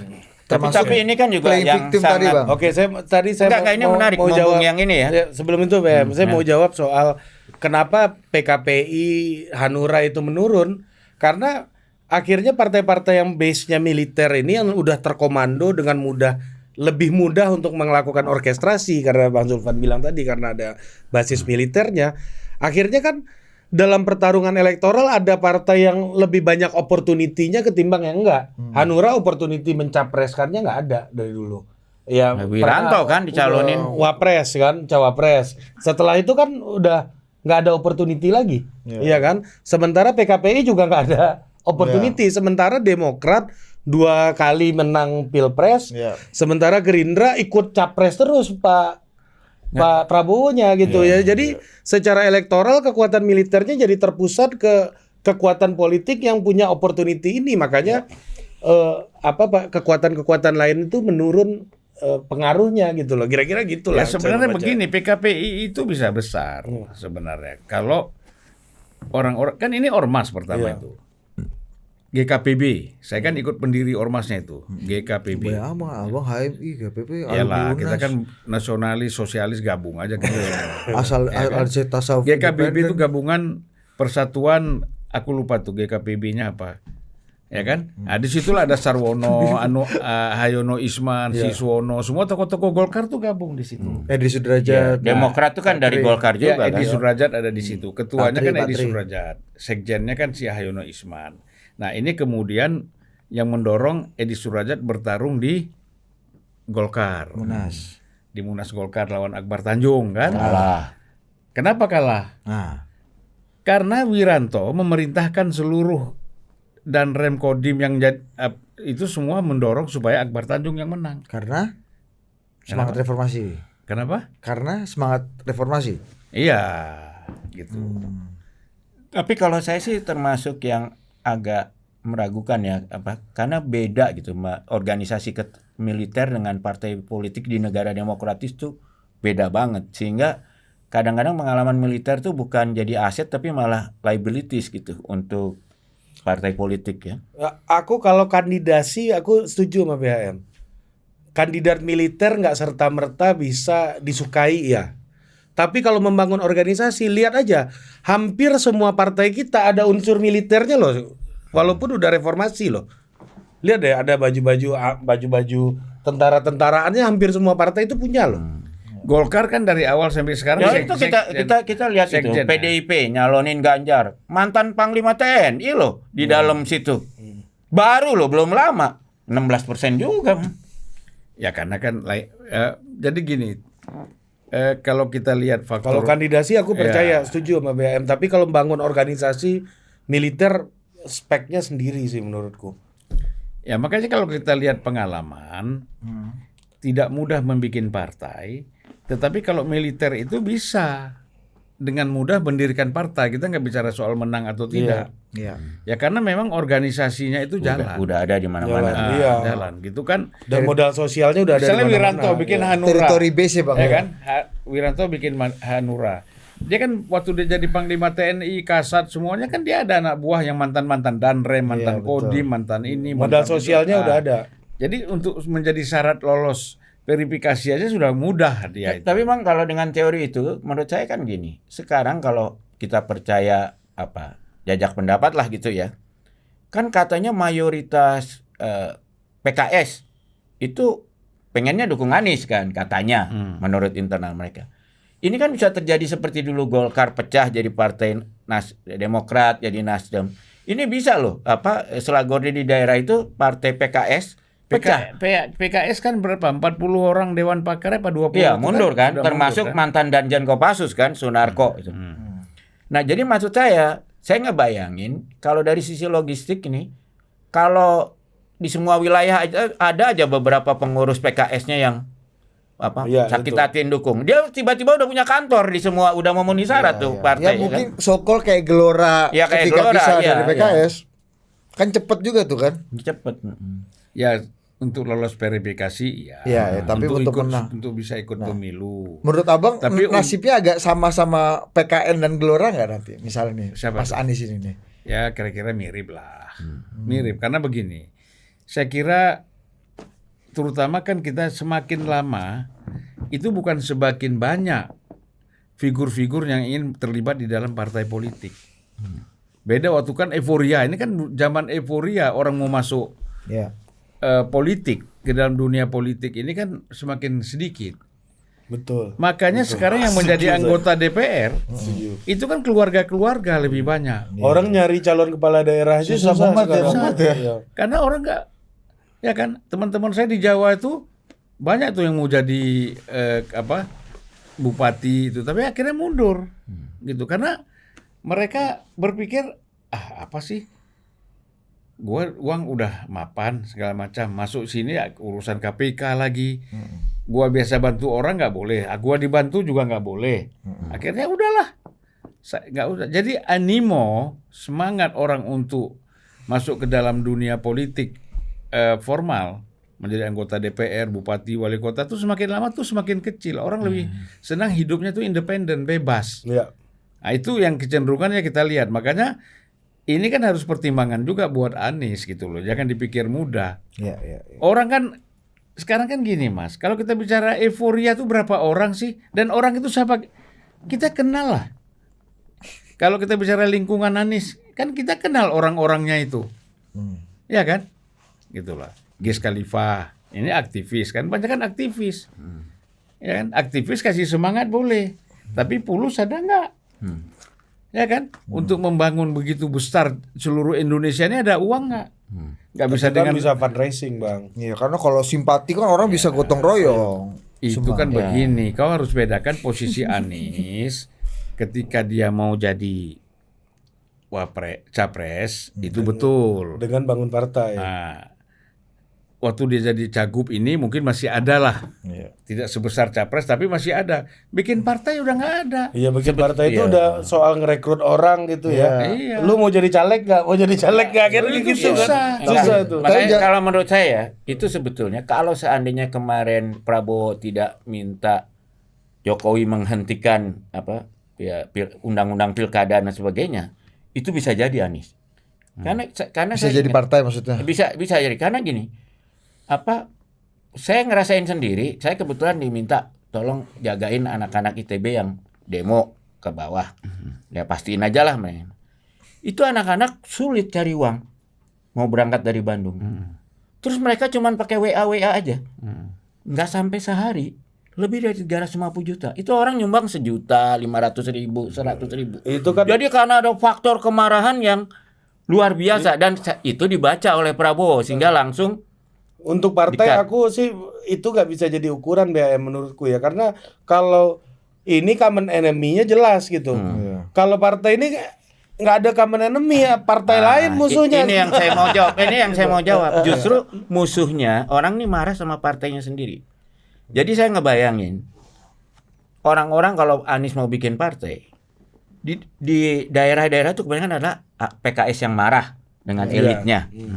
Lalu dengan apa PDIP di Jakarta yang marah dengan pilihan, kan mereka yang ngajuin tuh, Ya. merasa waduh ini Ibu Mega kelewatan lah buat mereka. Nah ini masuk gitu. Jadi ini orang-orang yang termasuk di Demokrat kan cukup kuat tuh pendukung Anies sebetulnya, iya kan? Jadi saya lihat ini persis seperti Nasdem dulu kan, orang bekas Golkar yang kecewa dengan Abu Rizal Bakri join, orang PDIP yang kecewa dengan Ya, Ibu Mega begini. join, orang yang dari PKB yang kecewa dengan Muhaimin join. Jadi itu untuk partai ya, bukan untuk Pak Pilpres ya. Anies ini tidak punya talenta seperti Surya Paloh. Nggak bisa kita samakan. Ini menarik. Nah kalau itu, Di mana bedanya, Bang? Surya Paloh itu punya talenta ngurus-ngurus seperti ini. ya dia memang Ah, hidup di situ ya. lah, orang gerakan Jadi lah. Ya. kalau Anies tuh nggak punya. Dan kan? mau keluar di depan ya kalau Surya Kaku. Paloh ini. Apa bedanya Bang? Maksudnya talenta Beda, dengan kan talenta tuh. Surya Paloh itu kan bisa misalnya performance-nya, bergaulnya, cara ngomong sama orang, memberikan harapan. Bukan itu Mas Anies juga jago Bang. Jago itu Ngomongnya enggak, Anies ngomong Bukan Mas tidak- Anies juga magnet daya Nah, tarik ini Anies enggak? itu kalau ngomong bukan dalam konteks memberikan harapan. Dia berbicara tentang ilmu-ilmu saja, intelektualitas. Beda. Surya Paloh itu memang ada daya tarik. Kayak Ya kan? Dia datang ke pesantren, daya tarik Ada daya dia. tarik. Ya bawa duit juga kan nyumbang misalnya gitu. Nah, Jadi itu menurut saya beda sekali. Jadi nggak bisa Bang, dibandingkan. sorry Bang. Aku mau nanya, dulu Bang Surya gimana caranya? Kan ada tadi kita pakai teori BAM nih. orang marah sama orang partainya marah sendiri, partainya sama sendiri. partainya Kumpul, sendiri. dukung Anies. Dukung Nah, Anies. kan ini orang marah ini untuk diakuisisi kan butuh cost juga atau gimana? nih? Begini, orang lihat Surya Paloh ini punya duit. Oh, Itu dulu. Siapa Surya Paloh punya uang, punya metro. iya. Iya kan? Akhirnya Punya berhubung gedung. lah. Nah, ini kan jadi harapan buat orang. Oh, itu maksudnya. Kalau Anies sebenarnya Ya, kalau berapa uangnya? Apa bisnisnya? Orang tanya. Kan nggak ada. Oh iya. Karena nanti kan nyalek tuh butuh duit kan. level credibility Iya. pembuat Nggak usah partai nyalek. juga semua penting ya. orang pesantren apa itu mengharapkan semua ada nggak pulusnya? Nggak ada pulusnya, cerita aja datang nyanyi-nyanyi. ya. Walaupun Kita udah capek. saya harus kasih catatan, kalau fulus itu sangat penting, PSI itu udah jadi partai gede banget. Ya bisa juga, Mas. Kenyataannya enggak juga kan. Bisa juga salah kelola pulus. Jangan salah. Uang banyak tapi salah di manage, salah manage, salah sasaran, salah SKF ini Pak, SKF ya, salah kelola fulus ya. Iya.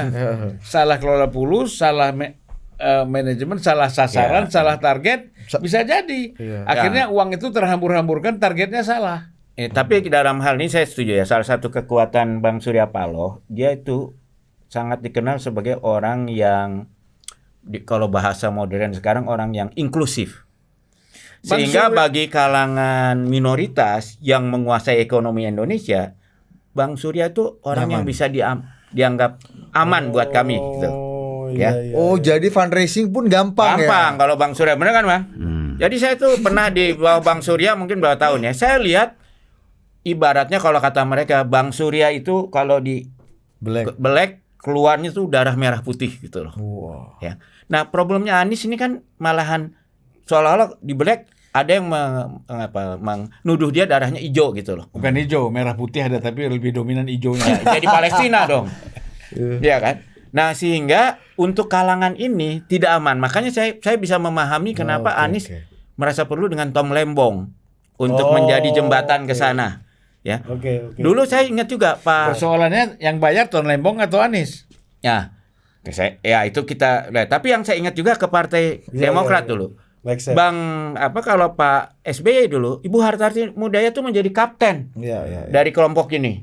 Jadi pengalaman saya ya, kalau kita lihat dari Betul. banyak kan partai politik ataupun media, kalau dimusuhi oleh kelompok minoritas yang secara ekonomi kuat ini susah ya.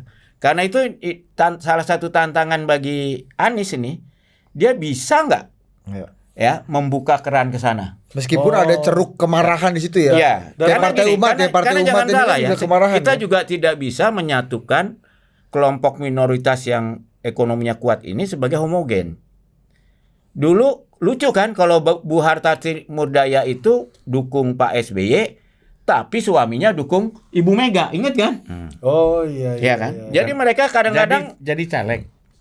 Iya. Caleg Enggak, PDIP jadi anggota iya, DPR. iya, DPR, makanya deh. ya. Tapi kan itu lucu, suami istri itu kan. Salah satu contoh, tapi itu juga adalah contoh bagaimana Betul. kita nggak bisa mengatakan satu Homogen. kelompok itu homogen. Betul. Ya. Tapi kan gini, Tapi yang Mas. penting kalau tidak akses ke sini, Betul. apalagi dimusuhin, Udah pasti kelar. susah. Itu jelas tuh ya. Jadi fungsi Tom Lembong tuh secara simbolik itu salah Jembatan. satunya ya. Iya, salah satunya. Dan Ya, juga tapi kalau kasusnya tadi Hartati dengan suaminya itu memang bagi-bagi tugas. enggak, tapi itu kan artinya mereka nggak tahu siapa yang bakal menang. Jadi supaya kita makanya selalu kan- menang gitu kan. Nah, makanya karena dia nggak tahu sana menang kawan gue, Iya, sini siap. menang kawan gue. Saling juga. saling Nah, backup. tapi mereka merasa dua-duanya aman. Kalau enggak kan nggak mungkin kan. Loh iya. Dan menurutku gini juga ya, Bang. Aktivis-aktivis ini senang sama Surya Paloh kan karena memang kemampuan fundraisingnya aktivis kan memang terbatas, Iya. nggak sebaik pengusaha gitu Kalau loh. nggak mau dibilang jelek ya. Iya, iya kan. Berunding Ya makanya terus kau. ketika datang ke Surya Paloh ada harapan nih. Iya. Gue punya ide intelektualitas, Surya Paloh punya uang, punya support dan Iya. punya komitmen untuk Iya. merealisasikan ide-ide para aktivis Iya, ini. antara gitu. ide, inovasi dan eksekusi Iya, nyambung kan? nyambung. Ya, Gitu. sedangkan kita lihat Anies ya. Anies salah satu problem Anies adalah dia kan misalnya dekat dengan forum miskin kota. Ya, ini kan aktivis-aktivis yang ditakuti oleh developer-developer besar, ya kan? Nah, apakah Anies punya orang yang bisa menjembatani bahwa keberpihakan dia pada forum miskin kota ini bukan berarti dia anti Ya. pada kelompok Bukankah waktu dia menjabat jadi gubernur DKI, Mas Anies justru berhasil meyakinkan para konglomerat ini untuk bisa bersama dia, Mas? Bukan. Justru Kalau saya membantah asumsi orang bahwa Anies Iya. berbahaya bagi para Kalau konglomerat. menurut saya di sini Anies itu cari jalan tengah waktu dia jadi gubernur ya. Dia tetap mendukung forum miskin kota ini. Tapi dia bilang saya ini harus taat hukum. Sehingga dia bilang ya udah kalau developer ini yang besar-besar ini tidak setuju dengan kebijakan Anies, silakan diselesaikan di hukum. Nah, tidak mungkin developer besar di Indonesia ini tidak kuat di Mahkamah Agung. Jadi dia bilang oke, kalau kamu nggak setuju, jadi akhirnya ketemu cara pengusaha besar developer itu untuk menyelesaikan masalah ini. Ya udah kalau kebijakan Anies itu merugikan kita bawa ke ranah hukum. Begitu dia menang ingkrah, udah Anies bilang there is nothing I can do. Ya, ke forum kotanya dia bilang masa saya harus melanggar hukum. Jadi ketemu tuh jalan tengahnya itu. Iya. Nah artinya Mas, ketika Anda bangun partai, Anda nggak bisa jadi terlalu ekstrim. Nggak bisa. kecuali Anda itu memang mau menjadi partai yang kecil tapi vokal. Jadi kalau di organisasi kayak Greenpeace gitu. Nggak di Indonesia Kayak Kecil, partai vokal, umat. tapi nggak akan pernah berkuasa gitu. Bisa Ya, nggak partai itu, umat kayak partai gitu? non parlemen. Iya. Masuk parlemen udah susah itu. Iya. Maksudku gini, kita lihat PSI waktu 2019 itu kan ada di pojok tuh. Iya. Dia anti Habib Rizik, anti ini, anti itu. Ketika anti-antiannya hilang malah naik suaranya, walaupun masih belum masuk gitu ya, tapi suaranya hampir naik 2 kali lipat. Tapi gitu. ada dengan catatan Kafeat ya. Partai ekstrim ini bisa berkuasa kalau partai yang berkuasa nggak deliver. Ya, jadi Kayak- kelompok-kelompok ekstrim itu kita lihat di Middle Kayak East lah. Nazi ya, Nazi. Ya, jadi kalau pemerintahannya dianggap gagal, ya di Eropa lah sekarang. Ya, ya. Partai-partai sayap kanan ekstrim itu kan di mana-mana suaranya menguat. Nggak, lihat Karena aja kasus migran ini dianggap menyebabkan masalah ekonomi. Lihat Kan? di sini misalnya kita lihat Partai Umat deh, itu kan yang dalam hal spektrum kan lumayan ekstrim kalau dalam pemilu kemarin kan, betul-betul Ya. berseberangan sama Nah, pemerintah. ini dulu kita lihat kan kayak PKS, PK gitu misalnya. Ketika mereka masuk ke pemerintahan, nggak ada tuh menjadiin negara Islam kan nggak pernah terjadi gitu, belum terjadi. Akhirnya nature-nya jadi ke tengah juga PKS. Malahan ya kan? Golkar Ada yang moderasi efek kalau kita lihat di daerah-daerah, kepala daerah yang memberlakukan peraturan syariah ini Golkar kebanyakan kan, karena mereka pengen cari simpati Nah, dari situ.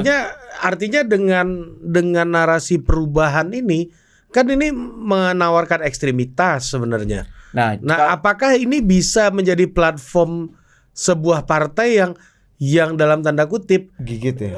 bisnis modelnya jalan gitu untuk masuk ke parlemen. Ya, Nah, saya ini sih kan- dalam hal ini ya, saya sih senang dengan bahwa paling enggak Pak Prabowo itu selalu ngomong dia ingin meluk semua pihak kan, karena ini katanya Indonesia ini negara besar, kita harus semuanya bersatu. Kalau enggak susah. Walaupun Dasko bilang, tapi Pak meluk jangan itu juga harus sebatas tangannya Pak Prabowo gitu. Kalau enggak malah enggak kepegang semua kan. Ya karena orang-orang yang setia sama dia juga ntar musuh masa dipeluk gua malah dirugikan kan, pasti ada unsur seperti itu ya. Tapi maksud saya gini, itu kalau kita jangan sampai masuk dalam posisi kayak Amerika sekarang atau di Israel sekarang, di mana dua partai yang besar yang di tengah itu saking dia bertempurnya dan sama kuat, akhirnya unsur ekstrim di partai mereka sangat menentukan. Ya. Itu yang harus kita hindari. Oh iya. Ya. Jadi kalau Pak Prabowo ini mesti keluar dari jebakan itu. Kalau dia bisa bawa, sebetulnya dulu Pak SBY yang berusaha seperti itu kan. Akhirnya banyak yang kesel juga karena dianggap terlalu akomodatif terhadap yang ekstrim-ekstrim. Tapi harus kita akui di zaman Pak SBY kan hampir nggak ada demo-demo besar dan sebagainya. Karena semua pihak dicoba untuk Ada sampai Rizal Ramli mau ditangkap. Iya, tapi kecil lah, nggak kayak kemarin-kemarin ini ada kayak Gajayana memanggil apa segala macam gitu kan.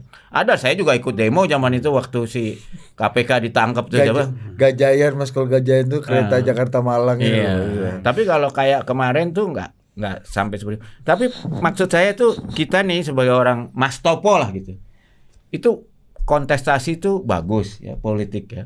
Dan terus terang saya termasuk yang menyesal bahwa sekarang ada 40 yang lawan kotak kosong. Ini kan sebenarnya yang terjadi kartelisasi politik ini di dalam pilkada. Ini nggak sehat. Ini ibarat kalau teori ekonomi ada kartel, sehingga bukan perusahaan yang terbaik yang berkembang, tapi perusahaan yang ikut kartel kan. Dan itu merugikan konsumen, dan kalau di politik konsumen itu kita semua. Iya. Nah, kalau benar Pak Prabowo tuh dia ngomong di Nasdem ya, yang dia bilang jangan dong masuk ngintelin partai politik Di PAN. di PAN ya. Kalau Pak Prabowo konsisten dengan ucapannya di situ, itu angin seger buat kita bahwa ini akhir dari kartelisasi politik. Jadi kan soalnya dia bilang kita bertanding aja bebas gitu loh. Ya.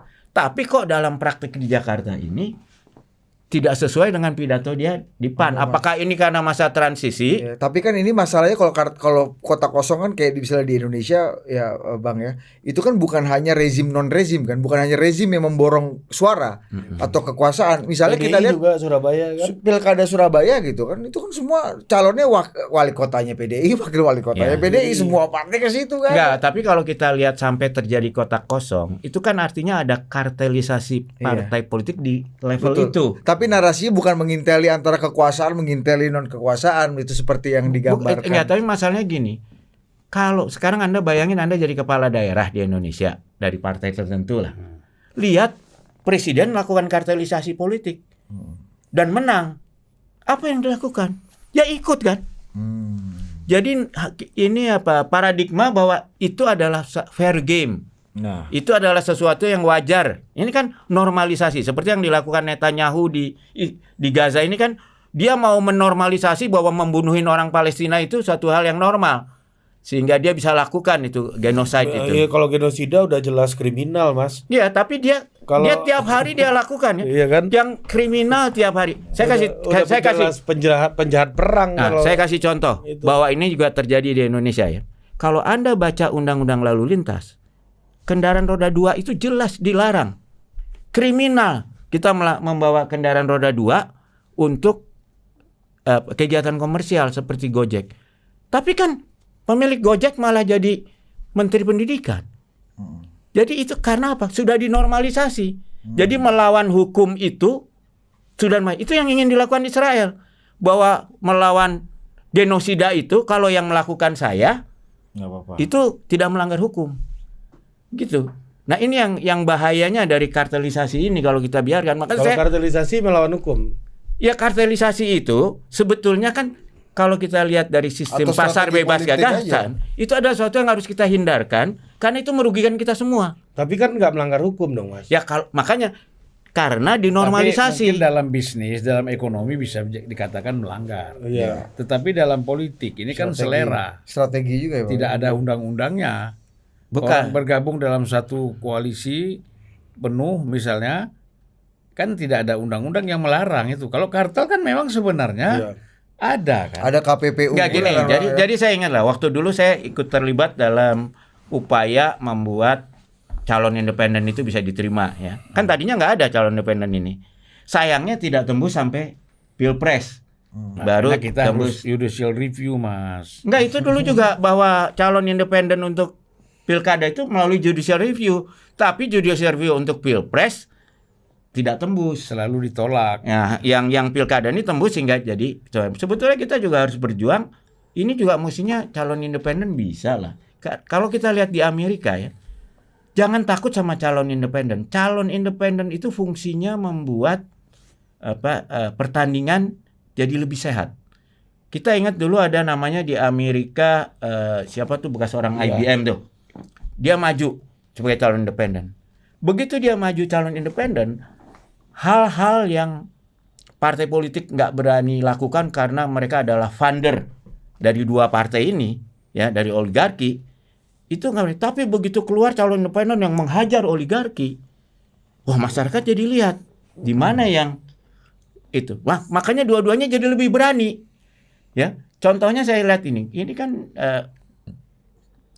dengan adanya calon independen ini, Dharma Pak Jokowi aja nggak berani kan, ketika Gibran harus lawan kotak kosong, harus di-create calon abal-abal lah gitu, ya. Nah, ini menunjukkan bahwa itu memang cukup efektif ya, tidak menghambat 100% tapi bagus. Jadi orang punya pilihan gitu, termasuk menurunkan threshold lah. Ya, jadi nggak usah khawatir terhadap calon independen, terhadap menurunkan threshold. Karena itu sebetulnya untuk kebaikan kita. Memang tidak untuk kebaikan parpol. Karena buat parpol, apalagi oligarki. Buat oligarki makin rendah threshold, makin boleh calon independen. Waduh, berat buat dia ongkos. Enggak lah, kalau buat oligarki mah makin rendah threshold makin happy, Mas. Enggak lah. Dari 1 oligarki jadi 4 oligarki. Enggak gini, artinya gini. Yang bahaya buat negara itu kalau oligarki bersatu. Kartelisasi oligarki. Yang namanya oligarki bersatu. Kalau oligarki pecah itu bagus buat rakyat. Iya, iya. Sekarang bagus nih ya kondisi agak pecah. Iya, kalau Tapi kan punya- begini, Mas, oligarki. Oligarki itu nggak pernah pecah. Oh, pura-pura Jadi pecah. begini, Pak. Menarik Saya nih kasih oligarki nggak Jadi pernah 4 pecah. oligarki jangan-jangan Sekarang duanya. begini, mereka menyumbang Pak Jokowi 70%. Ya. Pada 2014 misalnya adalah Prabowo kira-kira Ya. 20-30. Sesuai elektabilitas ya. Sesuai lah. Nanti 2019 juga begitu, diatur. Karena mana tahu nanti yang ini menang. Iya. Kita ada share juga di sini. Iya. Ada share kan? Jaga Ada. pelanggan nih, Bang. Nah, jadi begitu juga waktu 2024 adalah masuk ke Anies dikit, Ganjar dikit, tapi paling banyak kan Prabowo. Misalnya ya, kalau kita lihat bagi-bagi tadi, ini udah canggih, mereka tuh udah nggak bicara lagi ini udah. Tadi soal keluarga Burdaya kan bisa gitu kan bagi-bagi abang tadi ceritakan. Tapi bukan hal yang tidak normal juga bahwa kelompok super kuat ini pecah, itu juga hal yang wajar kok. Kalau zaman saya masih reporter dulu, ketika itu kan kalau kelompok pengusaha kuat Maksudnya ini sama, Mas, pengusaha- ada kaptennya Nyobengseng, ingat nggak? Nah, terus ada pesaingnya, akhirnya Nyobengseng dibunuh, ingat nggak dulu? Dipalu kepalanya gitu oleh kelompok saingannya gitu. Pecah itu polisi kita, kejaksaan kita, tentara kita itu karena antara dua ini. Satu hal lagi ya, misalnya saya kasih contoh. Pertempuran antara kelompok Salim sama kelompok Willem. Gulaku. Oh, iya. Glenn apa? Yusuf apa? Madam Lee.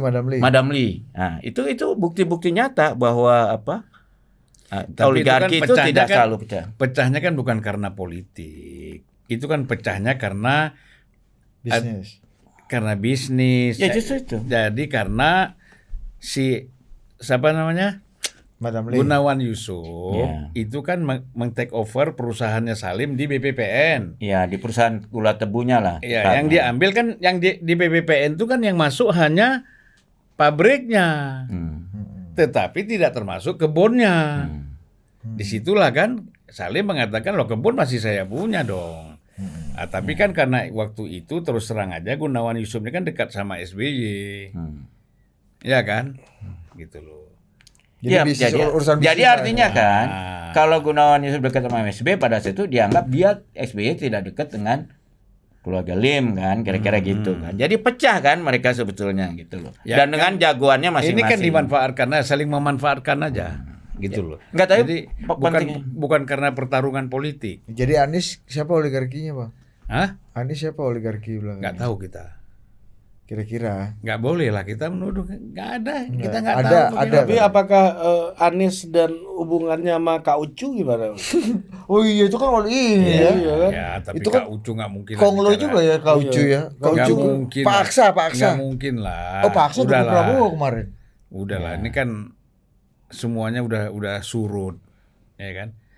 Kak Terus Ucu? terang aja, yang mau keluar duit dalam menyumbang calon-calon presiden, gubernur itu oligarki non pribumi udah. Kak Ucu? Gak ada itu cerita, udahlah. Kalau udah Kak Ucu pribumi bukan? Non pri bukan ya? Kalau Nggak ada lagi Bang pribumi non pribumi. kalau Enggak, ini istilah kita jadi sini. enggak kalau menurut saya Bang ya, Nanti kita itu ada dibully nanti Bang. itu ada perbedaan. Orang Gini, Indonesia karena yang Melayu ini kalau jadi konglomerat mereka kan tidak ada rasa terancam. Ya kan? Jadi mereka bersaing bebas. Tapi kalau saya jadi Di samping tidak ada pengusaha rasa- minoritas, Mas. pasti saya waduh, kita Mas. boleh bersaing tapi kita dalam hal kepentingan bersama harus bersatu dong. Ya, di samping tidak merasa terancam memang pelit. Tapi pengalaman saya orang tuh dia kayaknya makin kaya makin pelit Bang. Nah, Jadi kalau dia keluar uang tuh emang ada kepentingannya, hitungan bisnis biasa aja. Oh berarti Bang Zulfan nggak begitu kaya dong karena generous Ya, sekali. kurang kaya dia. Gini, Mas. Gimana? Kalau katanya bukan persoalan itu, dosanya aja Kominta nggak dikasih apalagi uangnya. Iya betul. Kak Ucu, Kak Ucu. Hah? Udahlah, suka kali kau bahas pribadi orang inilah. Enggak, saya pikir gini lah, tidak mungkin kalau ada pepatah dalam bahasa Inggris tuh, behind every great wealth there is a crime. Jadi kayaknya Great kecil fortune. kemungkinan kalau ada orang yang punya kekayaan luar biasa itu nggak ada pelanggaran hukum kriminalnya tuh kayaknya kemungkinannya kecil sekali.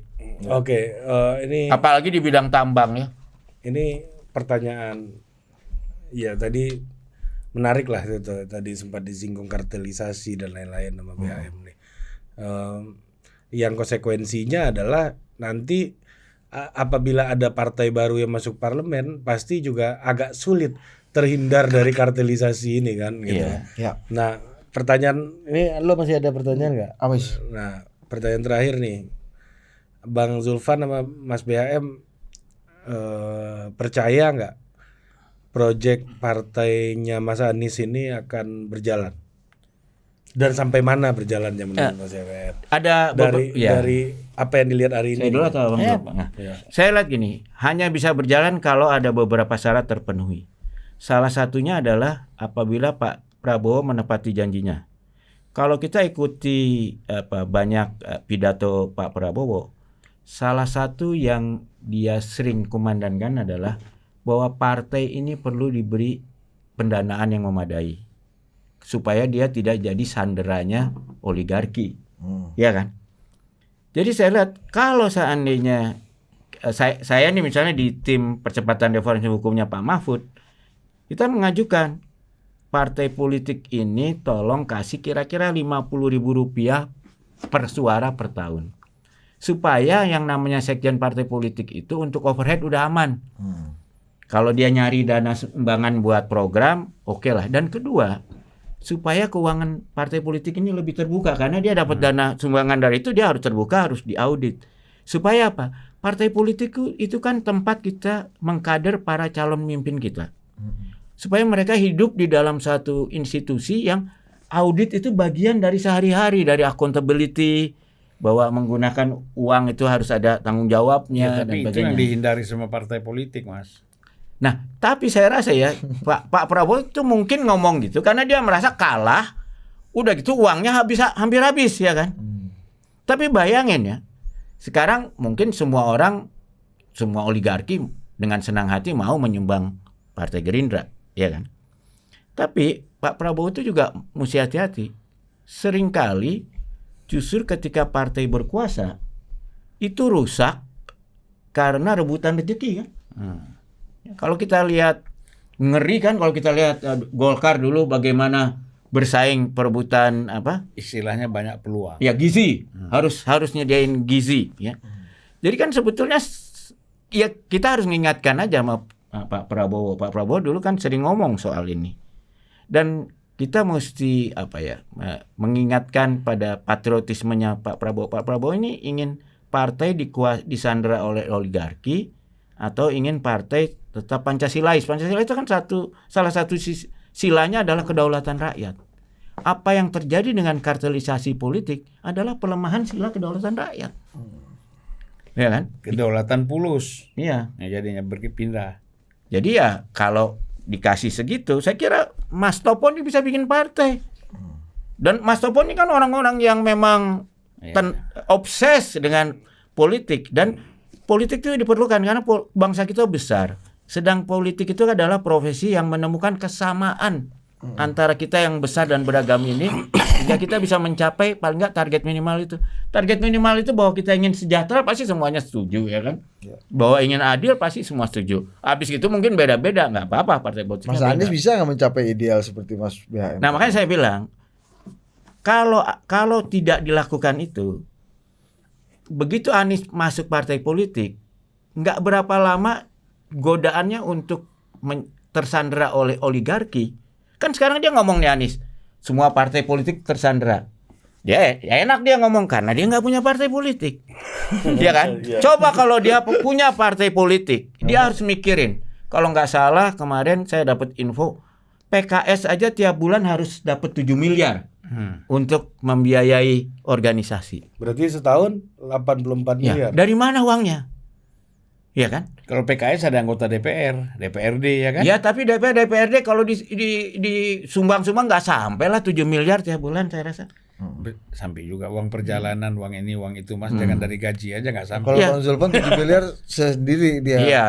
Tuh, Tapi maksud saya bayangin kalau tas dulu. jadi sekarang itu sekjen itu kerjaannya kan harus berhubungan dengan oligarki. Sehingga kita lihat kan banyak yang masuk penjara itu sekjen. Ya kan? Dulu Partai Demokrat Nazarudin, ya kan? Terus Anas. Bendahara umum. Ya bendahara. Pokoknya yang orang yang bagian nyari duit tuh, yang ya kan? Sekarang Hasto dikejar-kejar, ya kan? Nah, kita harus bebaskan ini partai dari sandera oligarki, dan kartelisasi partai itu terjadi karena partai disandera oligarki. Nah, kalau Anies mau mendirikan partai seperti itu, dia punya dua jalan. Atau dia bisa bikin partai kalau Pak Prabowo menepati janjinya memberi keuangan supaya partai politik bisa bebas dari oligarki. Atau dia masuk dulu ke pemerintahan Pak Prabowo, memastikan Pak Prabowo menjalankan janjinya itu, baru dia bikin partai. Kalau enggak, itu menunggu waktu aja, dia akan jadi. Saya lihat kok Partai Demokrat kan saya lihat dari awal, dari mulanya ada kesadaran Pak SBY itu harus independen dan sebagainya. Saya ingat tuh awal-awal kampanye itu kan lebih banyak uangnya dari Pak Ucu, Bang Ucu ya. Caranya sederhana lah dibandingin sama Ibu Mega waktu itu. Tapi begitu menang semua oligarki mendekat apa segala macam, mulai kita lihat kebijakan-kebijakan itu bergeser. Mas. Iya, mulai. Kalau apalagi menang, sebelum menang udah, makanya Mega kalah. Enggak, sebelum menang saya setuju. Begitu jajak pendapatnya naik, jajak pendapatnya makin populer, mulai itu datang itu. Iya kan? Nah, saya nggak menyalahkan kalau saya jadi oligarki, ya saya untuk survive, saya harus membantu. Tapi apa Anda pikir tuh sebagian besar, ya nggak semua, sebagian besar oligarki itu sebetulnya capek juga loh dipalakin oleh partai. Karena beda antara diperas ada juga sama ada yang senang ada. Bukan. Beda antara diperas dan menyuap tuh tipis. Ada juga yang nggak ditegur, yang nggak diminta sedih. Iya. Ada. Kenapa gua nggak diminta? Sedih dia. Gue udah gak dianggap kaya lagi. Gitu bukan kali ya? Begitu. Jangan-jangan gue dikerjain nanti nih. Iya. Takut kan? Jadi oligarki pun sebetulnya dalam tanda kutip tersandera oleh sistem ini. Kecuali oligarki yang memang enjoy ya dengan ini. Saya kasih contoh Rusia. Nah, itu bayangin dalam tempo nggak lama Rusia itu dikuasai 7 oligarki. Dan yang gila Pak, dari 7 itu 6 itu orang Yahudi. Padahal penduduk Yahudi di Rusia itu 0,0 berapa persen. Nah, cuman Bukannya Putin sebagian besar itu Yahudi semua. Nggak, satu yang bukan. Nah, yang satu yang bukan ini menarik. Satu yang bukan ini kalau di kita mungkin kayak FKPPI karena dia cukongnya orang lokal, orang Rusia yang cukongnya KGB. Nah, si Putin ini dari KGB. Kemudian Putin ini pelan-pelan dihabisin itu semua yang 6 itu. Sehingga oligarkinya tinggal dia dan yang nurut sama dia. Oke. Nah, tapi kan kita nggak mau apa yang terjadi pada Rusia. Di Rusia itu, saya kan ke sana. Kalau kita lihat TV tiap hari, lihat radio, nggak mungkin kita nggak mendukung Putin. Orang realitas di Rusia itu, pokoknya Putin paling hebat lah. Karena nggak ada suara lain yang boleh gitu. Nah, itu bisa terjadi di Indonesia gitu. Oke, menarik itu. Saya kira penjelasan BHM. Biasanya oligarki kalau udah nggak kuat dipalak dia bikin partai. Enggak, kan sebenarnya kan kita kembali tadi kita kan kembali pada persoalan Anies. Apakah dia suksesnya atau tidak membuat partai ini? Masih dikaji. Ya, tingkat suksesnya seperti apa? Ya kita kan kira-kira kan pertanyaan itu harus kita jawab gitu loh. Pertama memang berbeda. Ya, kalau kita bicara Surya Paloh, kemudian Gerindra, Prabowo, SBY bikin partai dan itu sukses, figur ini kan figur-figur memang politician dan dikenal gitu loh. Bukan dikenal dalam konteks elektoral, tapi dia memang ini figur-figur yang punya leadership. Dan mereka ini memang meng-create sesuatu. Dan udah, ya betul. Ya kan? Nah, sementara Anies ini kan belum dilihat dia meng-create sesuatu. Dalam Indonesia mengajar segala macam tuh enggak? Lah itu kan tergantung sumbangan. Nggak ada sumbangan mati dia, kan gitu. Itu Ervin Monegoro, Indika segala macam itu kan terlibat untuk nyumbang itu kan gitu. Tapi kan yang kita maksud ini kan dia bangun organisasi, kemudian organisasi itu menjadi besar, kemudian itu menjadi indikator bahwa dia berhasil sebagai leader. Ini kan perlu leadership. Surya Paloh punya leadership, Prabowo tuh punya leadership, SBY itu punya leadership. Anies ini memang sebagai intelektual tidak ada yang meragukan. Iya kan? Popularitasnya tidak ada yang meragukan. Tetapi kan leadership ini seperti apa? Ini kan ini yang bisa mengorkestrasi kekuatan-kekuatan keragaman yang ada di lingkungan dia ini. Dan ini kan nggak boleh lepas gitu loh. Dan ini kan memang tidak mudah untuk membangun kekuatan internal, menjaga ya. Jangan sampai kekuatan internal ini terpecah belah dan atau mereka menjadi apatis. Ya sudahlah, kita dulu udah berjuang kok, abis itu masing-masing aja kita sekarang kan. Misalnya kayak Sudirman Said belok gitu misalnya. Nah, kan banyak yang seperti Masuk itu. KPK. Ya kan? Banyak yang seperti itu. Jadi menurut saya memang tidak mudah gitu loh. Kayak Surya Paloh tuh bisa dia kan karena dia punya TV. Ya kan? Orang dan dia bisa punya TV karena dia punya catering. Jangankan itu, total politik aja kan artinya dihormati orang, disegani orang, ada total politik, ada podcastnya. Gitu Mas kan? Anies kan punya YouTube channel sama Instagram gede juga bang. Ya tapi kan kalau Instagram banyak itu kan itu tinggal follower aja. Kan sama bang. Loh, enggak beda dong, beda. Kau follower itu kan buktinya kok kalau kita wawancara Anies followernya sekian juta, penontonnya ratusan ribu. Iya kan? Ganjar 15 juta sampai 20 juta di Instagram.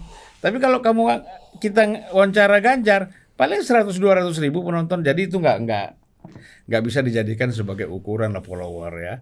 Nah, apalagi kalau followernya asli apa enggak kita nggak tahu. Kita nggak tahu. Kita udah tahu lah cara-cara itu kan total politik kan udah ngajarin saya bagaimana caranya. Total politik followernya beneran atau gimana? Ya 9,9% benar lah. 9,9 berarti di bawah 10. Bos. Di bawah 11 itu. Ya kan?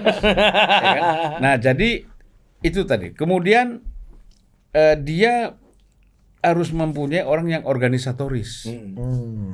Siapa Bang? Di sekeliling Bang Anies siapa kira-kira? Bang Nggak tahu, Anies kita kan lagi. nggak masuk di situ. Dulu Pak Enggar tuh ada di dekat Pak Surya Paloh salah satunya gitu yang organisator. Ya ada Pak Siswono lah. Siswono. Ya. Siswono itu kan pengalaman tuh bagaimana GMNI ya. Dan dia salah satu konglomerat Iya. besar tuh. Iya. Ya, Golkar. saya nggak mau bicara itu nanti nggak enak ada yang tersinggung. Ada Yanar Badi. Tapi Mas Anies kan HMI juga, Bang. Siapa ya? Oh, Ada Yan Darmadi ya. jagoan elektoral siapa ya? HMI itu kan ada pimpinan, ada anggota biasa. Pak Dirman Said udah enggak ya? Udah pekong ya? Apanya? Sudirman Said udah pekong. Nah, sama. jadi organisatoris itu penting. Iya kan? Untuk bagaimana membangun partai ini. Organisasi ini kan harus ada organisatorisnya. Dan itu nggak cukup satu orang karena ini partai besar gitu loh. Bagaimana untuk membangun ini? Ya kan? Terus mesti ada propagandisnya. Siapa yang mempropagandakan partai ini? Buzzernya ya. Ya, kalau sekarang buzzer lah. Siapa yang bisa membangun, meyakinkan masyarakat bahwa partai ini akan bisa besar, ya kan? Akan macam-macam janji-janji lah. Seperti BHM bilang tadi apa tadi? Gagasan, bukan gagasan. iya, BHM bilang apa tadi? Iya, dia Semacam warna ideologinya Iya, lah. iya. Ya, itu harus punya dan itu kan harus disampaikan kepada masyarakat. Sehingga mereka tertarik. Kalau enggak, yang jadi caleg ini abal-abal semua. Daripada gua duduk di rumah jadi caleg ya. Abal-abal masih syukur, Bang, kalau ada, Bang. Banyak partai-partai baru yang di list caleg tuh butuh 7, dia cuma bisa naruh 3 itu. Udah hebat juga 3 tuh, kadang-kadang 1. Iya, kadang-kadang 1. Kan misalnya kayak kenapa ini ya contohnya ya salah satunya. Ini baru Abang gara-gara Abang ngomong aku jadi ingat. Jadi dulu itu ketika Pileg 2019 itu PSI itu daftar calegnya itu cuma sekitar 6.000 7.000 caleg. Oke. Nah, sekarang itu di atas 12.000 caleg. Siapa? 2024 kemarin PSI. Artinya campaigner dan politiciannya lebih Iya, banyak jadi gitu ya. Sama Karena dengan, logistiknya lebih banyak ya. Mungkin. sama dengan Demokrat yang pertama dulu, Demokrat 2004 itu dia menang, partainya menang tapi calonnya nggak ada. Iya. Itu kan waktu itu masih proporsional tertutup Iya, ya, Bang. kan nggak ada calon. Akhirnya terpaksa partai lain yang naik kan gitu. Sebenarnya dia besar. Untuk 2004 itu apa? Ya 2004 kan orang kan nyoblos partai. Iya. Ya kan menang partainya tapi nggak ada calegnya. Oh. Itu persoalannya. Akhirnya apa? Yang nomor 2 di bawahnya kan atau partai lain yang dapat. Gitu. Nah, iya, ini kali bisa jadi pelajaran ya. Waktu saya di awal-awal dulu bersama almarhum Pak Wimar Witular ikut cawe-cawe lah pada saat awal-awal pendirian PSI. PSI mana nih? Ini PSI ini nah, sebelum diakuisisi ya. Jadi waktu itu kita idenya adalah ini partai anti korupsi yang inklusif, ya kan? Karena itu yang masuk tuh aktivis-aktivis ya, apa istilahnya tuh yang inklusif lah dan yang aktivis anti korupsi. Dulu sih kalau saya termasuk yang menggagas supaya kita meniru di India karena ada yang namanya Partai Orang Biasa di New Delhi ya. Nah, problemnya waktu itu kita sadari bahwa PSI yang versi awal itu terlalu progresif buat kebanyakan masyarakat Indonesia yang masih feodalistik dan sebagainya. Jadi dan itu juga disadari Partai Orang Biasa di India sehingga mereka waktu itu hanya mau merebut New Delhi. Jadi aktivis-aktivis anti korupsi dan pro inklusi ini orang-orang terdidik, anak-anak muda ya bikin partai itu. Diketawain ya, tapi kalau nggak salah dari 97 kursi di New Delhi itu mereka rebut 92 apa 93. Mayoritas. Sehingga langsung jadi wali kota New Delhi itu. Nah, tapi partai ini memang tapi kemudian PSI di kita kan jadi beda. Jadi mereka ingin jadi partai nasional akhirnya dan kemudian diakuisisi lah oleh oligarki. Nah, kalau partai di India itu mungkin suatu hal yang bisa jadi contohnya Anies. Karena Anies ini menurut saya juga pemikirannya mungkin buat Jakarta cukup relevan, tapi buat seluruh Indonesia sepertinya Aceh oke. terlalu progresif ya. Aceh boleh lah. Terlalu ya. Aceh, Sumatera Barat, ya. Walaupun menurut saya Sulawesi. Aceh dan Sumatera Barat itu sebetulnya bukan karena gagasan Anies, tapi karena asal bukan Prabowo. Karena kita tahu di Aceh Anti kan Jokowi, luka ya. ya. Di Aceh itu luka dengan waktu peristiwa darurat militer Tapi itu nggak relevan itu Mas, Ya. karena Prabowo lawan Jokowi. anti Jokowi lah. Prabowo lawan Jokowi, 70% Aceh itu mendukung Ya, oke. Prabowo. Salah saya ya, betul. Menurut saya di Aceh itu anti Jokowinya yang lebih tinggi, Ya. kan? Karena ya Sumatera Barat juga karena anti Jokowi dan anti PDIP kalau Sumatera Barat itu historis begitu ya. Jadi bukan karena Aniesnya gitu loh. Anies hanya mencerminkan pilihan di Sumatera Barat anti PDIP, kalau di Aceh karena anti Jokowi. Tapi di Jakarta menurut saya mayoritas suara Anies memang cocok dengan Keresahan gagasannya orang ya, Jakarta, ke forum miskin kota, penggusuran dan sebagainya. Jadi Oke. jadi saya pikir kalaupun Anies bikin partai dan tetap tidak mengubah prinsipnya, paling dia bisa bikin partai lokal di Jakarta dulu. Nah, Abang, partai lokal nih mantap juga. Saya setuju. Kayak PSI juga dong, partai Iya. seputaran ibu kota juga Mas Anies nih. Enggak, Dan dia dapat suara banyak. Bukan, saya setuju kalau memang kita di pemerintah ini, kita bukan pemerintah ya, DPR dan pemerintah membuat undang-undang partai lokal. Kayak di Aceh ya. Seperti di Aceh. Ya. Bikin aja partai lokal. Orang-orang yang mau ya kan? Ya. Nggak Paling nggak, usah berorientasi masuk DPR RI gitu ya ya. nggak apa-apa. Tapi kan dia membenahi daerah gitu kan. Tapi sekarang kan udah terjadi juga kan? Dia di ya kan Aceh. cuman Aceh Mas. Enggak dong. Ini PSI kan dia bukan partai Tapi kan parlemen. partai- Ya, tapi kan Loh, syarat iya. prasyarat tetap dari Iya. Sabang sampai Merauke, Iya, Mas. kalau ini Nggak kan kita fokus di bicara partai gitu. lokal itu adalah partai yang memang didirikan untuk lokal, lokal. ya. Untuk- Jadi targetnya ya dari gubernur ke gubernur gitu kan. iya, Ya, nggak itu apa-apa. aja. Artinya kan memang Biar ada alternatif Ya ya. kayak POB-nya New Delhi lah seperti Mas BH. Iya. Atau ujung-ujungnya juga nanti kalau gubernurnya mau jadi presiden tetap Ya harus akuisisi partai lain nasional juga. gitu Ya. kan. Iya, karena Iya kan? paten juga. Jadi Mas itu Anies. bagian dari kaderisasi lah ya dari partai menarik nasional. nih. Jadi Dan- kayak ada divisi kalau di bola kan. Bagus juga tuh Divisi kita dukung. 2, Ini divisi 1. solusi menjawab kartelisasinya Ya. BHM nih. Partai salah satu lokal, partai lokal. Betul. Bener ya nggak Bang? setuju lah. Biar Daripada nggak ada frustasi. kota kosong lagi nih Tapi kan. dengan catatan partai lokal itu harus kuat juga finance-nya dibantu. Ya, Kalau pasti. enggak jadi korban oligarki lokal. Makanya lokal nggak apa-apa kan. Misalnya ada pasar Tanah Abang punya sendiri. Hitungan per suara Pasar lebih gede di Jatinegara. lokal Mas daripada Ya. nasional. Per suara. Oke. Oke, sampai jumpa Ya. lagi. Nah, Dah. ya.